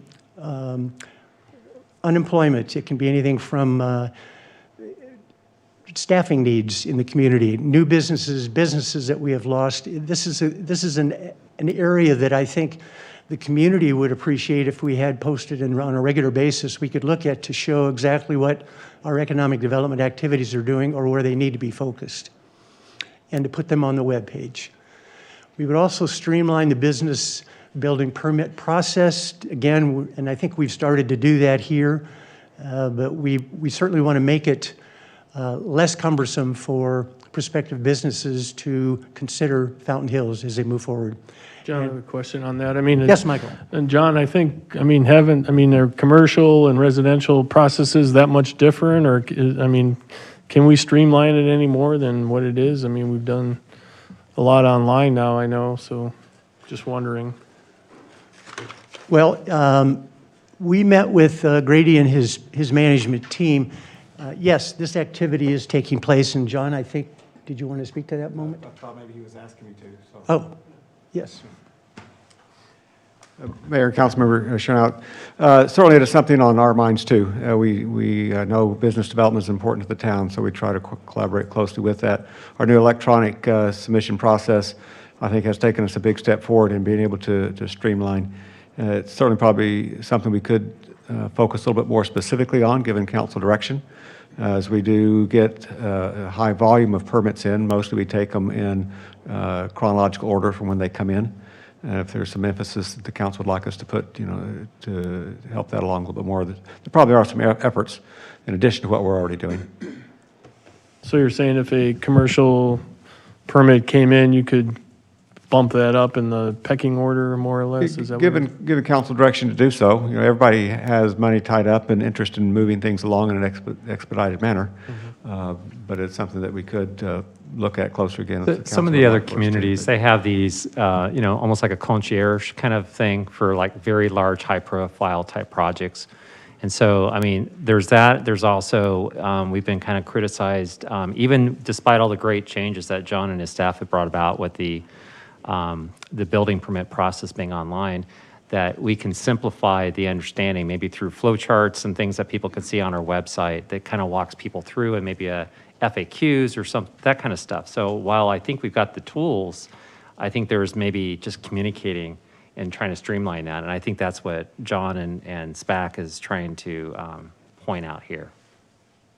I mean, it just seems to me a lot of the developers that come in for commercial properties are experienced ones that have, that there shouldn't be a new process to them. So I'm just kind of surprised that we're hearing that kind of feedback, but, Well, I think you also have to recognize that as a result of COVID, maybe more than anything else, you're seeing a change in the way businesses operate anymore. And you're seeing a lot more people that are operating from their homes, or smaller businesses that are looking to find new places to venture. And what we're really talking about here, because we knew that the town has been working on this permit process, is to get everything as accessible as possible, and the information to make it as simple as possible for someone who's considering a relocation or setting up shop in the Fountain Hills area. Signature strategy 2 is lead the formation of collaborative economic development groups. And this was a very interesting one. We had a lot of conversation on this with the number of people. If you look at the tasks here, we have suggested, and again, I guess to continue the focus on transparency and openness, we are looking at having the town continue or coordinate a semi-annual meeting with both the Chamber of Commerce as well as the Fort McDowell Yavapai Nation regarding business and tourism efforts and messaging, so that we're all basically offering the same, not necessarily the same services, but we're not competing with each other or conflicting or contradicting messaging that's going out into the community. And we think that this can be done on a semi-annual basis. In addition to that, with economic development here and with our community, I addressed earlier that we've got a pretty solid and fairly extensive volunteer base that we can work with. And there are certainly a number of, myself included, a number of retired business professionals in this community that could provide some advisory support in the economic development area, particularly in the areas around sciences, technology, professional services, health, and wellness, that would be, I think, very supportive in terms of how do we message, who do we go to, what makes sense as far as where we want to have our community move forward. And thirdly is to increase local business development literacy. And that's a process that the economic development team locally has been providing up until recently. Isn't that right, Grady? Yes. I think one of the things about the Business Professional Advisory Group, and I did have a resident ask me about that, would be in just making sure that legal aspects, or, we're not having people giving legal advice on certain aspects of it, because it's important. There's a lot of steps for people to take, and EINs and all that. So I just want to make sure that we're not in the business of advising to that level. Yes, and we're not, they would provide they would be down in the weeds, I guess would be one way to describe it. They would have a better understanding of what organizations in those particular industries are looking for and need, so that we can message accordingly and work accordingly. It's important to note as well that we're talking about retired people. We're not talking about engaging in this advisory group anyone who is an employer or a business person who would have a personal interest, a potential conflict of interest. It would be individuals that see the town as a community that they want to support and can lend their expertise and years of expertise in an area that might help the town grow. All right. Moving along, promote long-term financial sustainability of the community infrastructure, environmental and social resources. The signature strategy one here is increased transparency and communication with the public regarding continuous monitoring and internal controls of the town's finances. Again, this is a transparency issue. Hold the public meetings twice a year, separate from council meetings, to review the town's financial health with the public. And I think, if I may reference just some of the conversation that occurred earlier this evening, I think if we can get the public support by providing them with as much essential information, now truly it's up to them to want to get that information, but having regular updates in terms of the health and well-being of the community financially for the community to see is an important first step in that. Conduct regularly occurring satisfaction surveys, and I know that we're in the midst of one right now. We have recommended this become an ongoing process every several years so that we can measure our performance, whether we're doing better, we're doing worse, what's the community think of us. Signature strategy 2 is promote long-term financial health and stability. And this, you see the 4 tasks there. There is produce a feasibility study for the town council evaluating the possibility of converting to a 2-year budget cycle. There are certain advantages to having a 2-year cycle versus an annual cycle. There are certainly some cons that go along with that as well. It wouldn't hurt to take a look and see if there are some advantages to either. Can we even do that? I mean, I just thought, unless they're chartered. Yeah, and I want to make sure that when we're talking feasibility study, we're not talking about paying consultants to do this. We believe we have the talent in-house to look and see if this is possible. We went ahead, and I was not really initially keen on this idea, only because I understand we almost, with the state legislature, have to go year to year. And then if you were to do a 2-year budget, there are some complications because typically you have to do an amendment mid-year, the second year, to try, and then the issue is under state law right now is you can't exceed what has been adopted.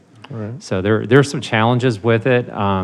There's also, I had told John and his staff that I had worked with something very similar in California almost 30 years ago, which was every other year the budget would be adopted, and it was a 2-year cycle. But I'm not sure it's something that would really work, or if the value would really help us. We do certainly on a capital projects, we do a 5-year project budget.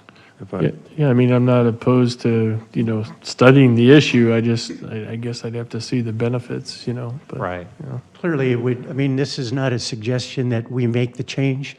We did some research across the country of different size communities. And in addition to states, clearly there's some states that utilize this process, but there are communities that actually have switched to a 2-year budget cycle and find it a little more useful in terms of allocating resources. They certainly do a mid-cycle refresh, of course, but in terms of allocating resources. So we're merely suggesting that it be something that you look into and see if it's something that's worth pursuing. As I recall, Grady, correct me on this, I think when we looked at possible legislation, one of the things that we were in favor of was legislation that would allow us to adjust the budget in mid-year. That's all right? Yes, in fact, that's one of the goals or priorities of the LIG. It was one of the resolutions that would allow you to make adjustments after it's adopted once.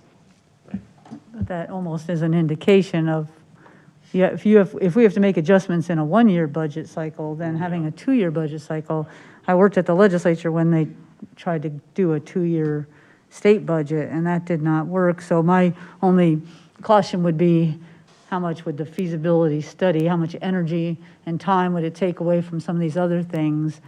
Of course. 'Cause I'm not convinced of the benefit of it, and if it takes away, if it has a lot of people working on that for something that I don't know is that effective or might be helpful, that would just be something for you to think about. Well, that's why we're here today, to get this feedback from you. So, I mean, we had a lot of conversation on this, and we certainly had conversations with Grady and David about this process. We chose to go ahead and put it up here at this particular point, just to see what the feedback was. Continuing on, produce a 5-year financial plan that incorporates fiscally responsible revenue and expenditure forecasts. Conduct a facilities reserve study that provides funding strategies for the replacement of existing facilities and infrastructure. And establish a grant research writer as a permanent function within the town. I know that we've taken advantage when the opportunities were presented to us for applying for and in many cases receiving grants. The question is, would there be any benefit to having a position, and it doesn't have to be a new one, it could be someone who's got this experience, but an experienced grant writer who not only is pursuing these, but doing research to see what other opportunities the town may have for gathering or acquiring additional revenue. Okay. Two above that, the facilities reserve and the 5-year financial, would you say, Grady or David, that we do that to some extent already?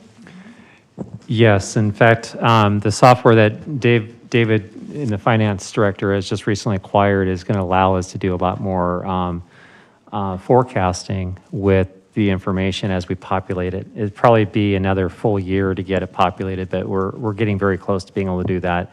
He does it now. It's been done in the past manually, but we believe these tools are going to help.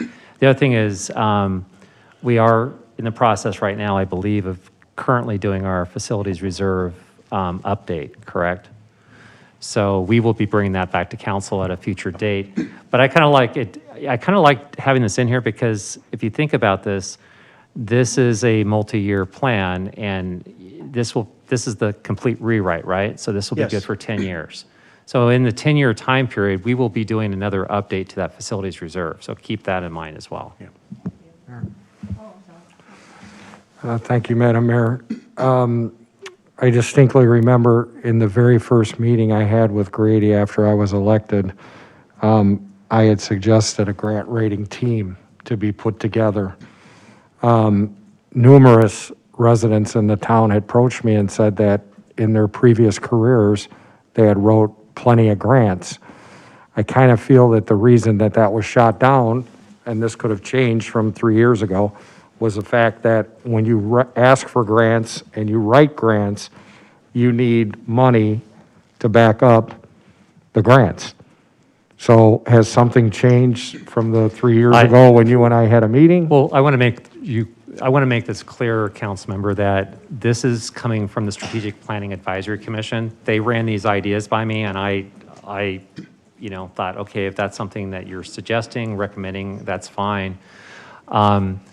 We actually, through the Leadership Academy, we actually had a team of people that worked for about 6 months that actually researched grants. They were volunteers that did that, and we did take advantage of that. So I don't want you to think that we discounted or didn't take your recommendation seriously. No. What I'm saying is that this is something we can implement right away. But what I want clarification on is it still the way it works here in Arizona or in this town? Is that when you apply for a grant, as you're applying for the grant, you need to have that money set aside. It depends on the grant. As an example, the Prop 400 grants, that's a 70-30 match. So we have to make sure we have 30% match. A lot of the federal grants, we're very fortunate because they really come in at a much higher rate, and we don't have to have much of a match. And there are some that are no match required. It just depends on the nature of the grant. Okay, because I think that that's a phenomenal idea, and I personally know people within the town who have reached out to me.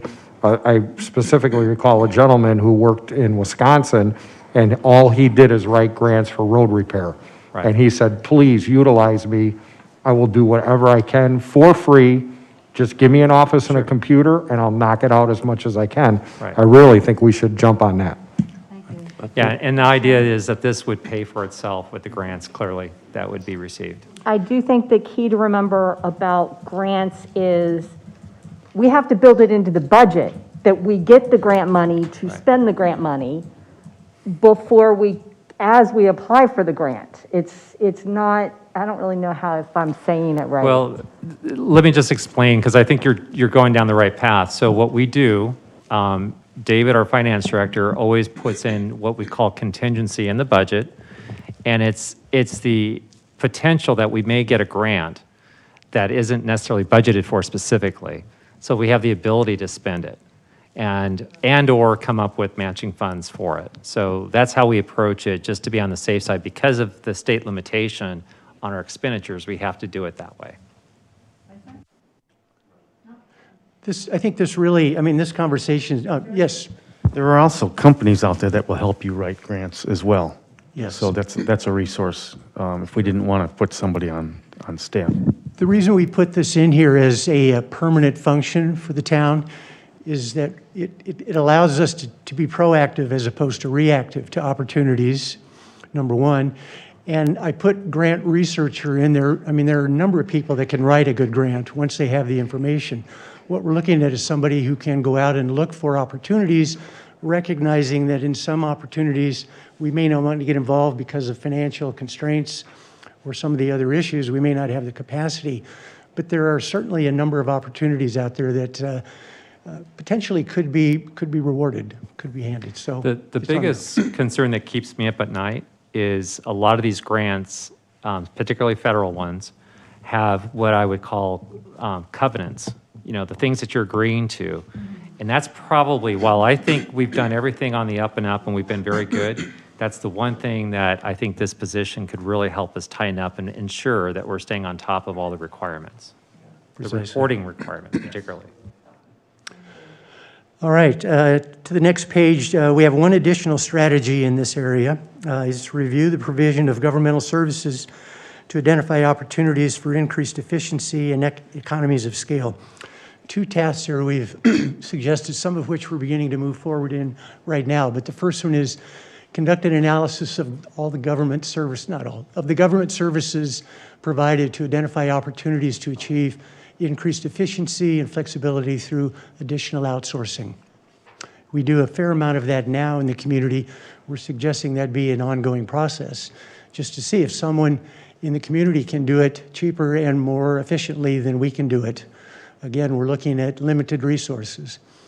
And the second one is increase the public's access to self-service options for the various services that they come to the community for, such as, not an ATM, but we're not going to do that. I think before we would put too much into the outsourcing, I'd really want to know a lot more about that. That's a balance that we take, and we do have quite a bit of that happening, but I also like the commitment and the engagement of our own staff, so. Oh, always, yes. That comes first, and this is not to suggest that we outsource across the board. I think there are just, and we have done this as a community.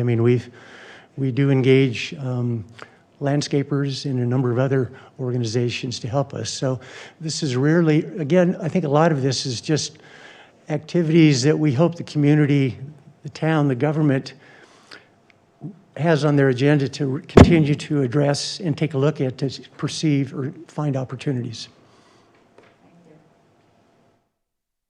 All right, we're getting close, folks.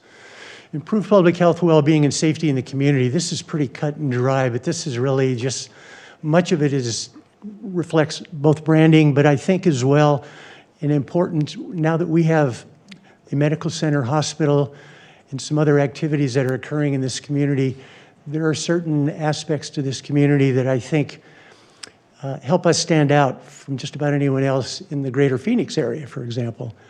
And so we've identified two strategies: enhance the natural built environment in Fountain Hills, because we do know that our surrounding environment, the venue that we are in and occupy, is spectacular. And I had a nice meeting with John Wesley, and he is in the process right now of putting together an environmental plan, and that's on the list, as you see there, is the fourth bullet point. There are also organizations out there that have no financial incentive, but pursue and work collaboratively with cities and towns and other communities on environmental issues. I think we have one that we've been working with, or at least having some discussion with Biophilic, for example. So we have that as work directly with various organizations to guide and synchronize their efforts. Incorporate public health, well-being, and safety in all Fountain Hills governmental policies where it's appropriate. Signature strategy 2 is make Fountain Hills a community focused on public health, well-being, and safety. Okay, one talks about promoting and building our area. The other is through promotions to support the expansion of public health and wellness access within the community, as I mentioned before, and creating awareness of Fountain Hills as a community focused on these areas. Vice Mayor? Grady will acknowledge that I've been beating this drum now for a few years, that we have just a great opportunity to acknowledge all of the things we have in Fountain Hills that relate to public health and wellness and so on, and that I think we could, if we do this right, be known throughout the valley and even the state as being in the forefront of dealing with these issues. I won't get into sort of the definition of, what do they call it? I can't remember. Anyway, using all the facilities we have and acknowledging it and spreading the word could be very, pardon me? Branding. Well, yeah, branding, but that's not the word I was looking for, but I'll take it.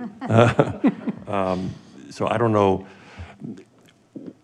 I guess my question at the end was going to be, where do we go with these things? What do we do about, for example, branding Fountain Hills as a health and wellness center? And that, I guess that question would go to everything we're talking about tonight. Who's going to be in charge? Where do we go? Who takes it? Who's responsible? That kind of thing. So what will happen is, this is really... Cluster is the word I was looking for. Oh, yes. We've talked about the clusters before. So basically what would happen is, when the plan comes back to the council, it's going to have it will be a complete report. What we'll do is we'll operationalize this. We'll have go-to, folks who are going to be responsible, who's going to be carrying this out, and we're going to have dates of when things should be accomplished by, so we can keep this accountable and moving and so forth.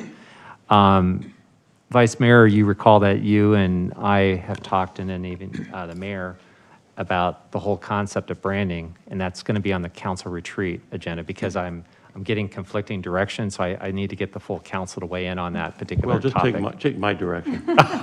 Okay, you see where I am as a manager on that. So anyways, that will be coming later at your retreat.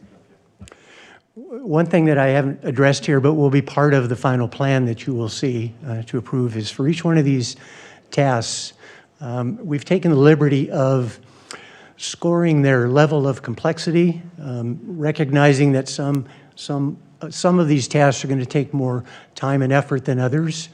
The timeline that we're looking at, in some cases, some of these can be enacted right away, and then we can begin to measure their effect. Others may take time before we see that. And thirdly, where can we collaborate if necessary, such as the biophilics and such. So that will all be included in the final plan. All right. Maintain current infrastructure while preparing our town for emerging trends, such as technology trends that increase public safety and quality of life. We have, I think, 4 signature strategies on this one. The first one is develop an investment plan and schedule maintenance, and this gets back to what we had talked about earlier, for the streets, medians, and parks to establish standards, and that's the key word, is the established standards. We do provide maintenance, and in most cases we do adhere to certain standards, whether they're engineering, architectural, but there are also organizations that have established specific standards that as well should be considered when we look at how we invest in our particular infrastructure. The supporting task is to develop a detailed condition report with a scoring mechanism for evaluating the town's fixed assets annually. And this fits in with the 5-year planning that we talked about earlier.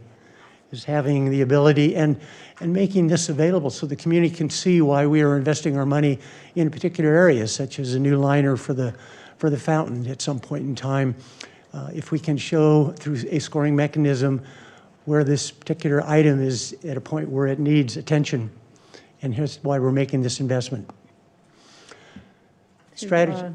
Yes. To David's point, in the past, we did the road studies from professionals, and so the aspect of this that has to do with roads, schedule medians, roads, isn't that what that report is and what the committee is working on now to, Yes.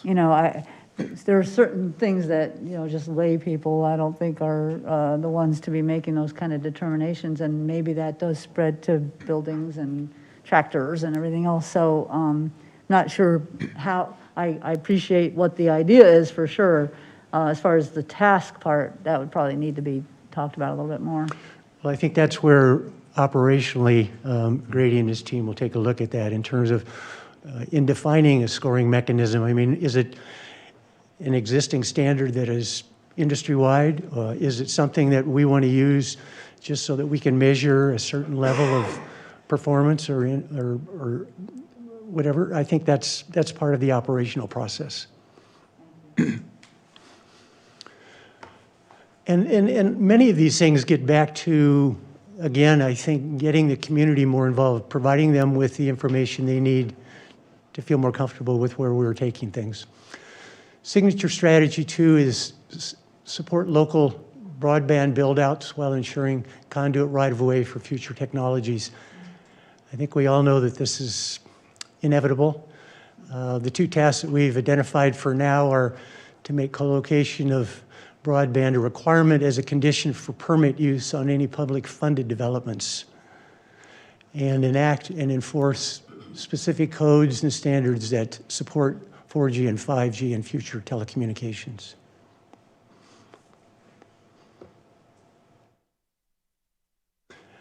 Strategy 3, increase ease and study of multi-use aspects of the town's roads. And this gets to the pedestrian traffic committee that you've addressed earlier, and also the development of a comprehensive bicycle master plan, which can also be called a personal mobile plan. I mean, we have bicycles, but we also have skateboarders and scooters and you name it. Right? Where is he? There he is, yes. So how does the active transportation plan that we just did fall in with this? I think this has actually taken it to the next level. So the active transportation plan was really a strategy that pretty much showed the vision for the town. And I think this is taking it a little bit down to the next level, which is we would put together maybe specifics to actually trying to fund projects to make the things happen. So to connect the various sidewalks and roadways, yeah. This is really all about connectivity. Yes. Strategy 4, partner with outside groups to report on Fountain Hills Parks and its asset maintenance management system. The Parks Department is doing that now, and fairly well. We may or may not use this in here, but we had it as part of our original plan, is to complete a park metric scoring analysis similar to what we proposed over on the other side with the infrastructure. Scoring analysis can be based on a nationally recognized system, but it can be something that the community can see and should be able to see so they know where we stand. In final, if you look at what we've proposed here, and to getting back to what we had talked about in terms of our themes that we wanted to do, of the 27 tasks that are outlined in this proposal with 11 strategic priorities, 6 of those tasks address collaborative opportunities, 7 address transparency, and 4 address the environmental stewardship. So we're trying to stay close to that theme as we move forward. So we will have a more comprehensive view of these particular tasks and supportive information. The final report will have that, plus a copy of the updated SWOT analysis, an impact analysis for the 2017 report, and a few other things. Thank you, John. Any questions or comments from anyone? Well done is exactly right. Yes, we appreciate it very much. And I think the reason I bring things up that on the task side of it is to say, I know that the limited number of people that can work on these things, you guys are doing this all out of the goodness of your heart. And so if there's something that is already in place, I love seeing it there because it shows the plan. But if there's something that can make it easier where we've already come kind of along the way, that's what this is all about, working collaboratively, and we really appreciate it a lot. There is a lot here, and I appreciate your feedback on this. The reason we wanted to give timeline and complexity is because we acknowledge that, one thing we have not done is established priorities at this particular point, and that's certainly probably the first step when Town Manager Miller puts together with his management team which ones will be priority and timeline. So I have to tell you, Council, I know it's really late, but I'll be very quick. And I just want to let you know that I think SPAC has done, there's some things that I don't necessarily agree with, but I also know that they're your appointed body. And if that's what you want to do and implement, then we're going to make it happen. I do want to say for the first time ever in the history of the town through the strategic planning process, they actually on the front end actually came up with their concepts and ran it by my department directors, and that was very much appreciated. And there were some tweaks and adjustments that were made, so that's something that I think is showing you the level of participation and input that the group has done. Mayor. Thank you. Vice Mayor. Grady, I think it would be helpful to the council if there are things you don't agree with, if you tell us what they are and why, so we can judge our approach and what we want to keep, what we want to eliminate, and so on. I appreciate that, but I'll tell you, they've kind of made adjustments. So I'd say 98% of it here is I'm generally okay with. So there's not a lot to change. Good. Thank you. Thanks so much, and we look forward to voting on this. Anything else for the good of the order? Good night. Good night, everyone. Merry Christmas. Happy holidays. Thank you so much.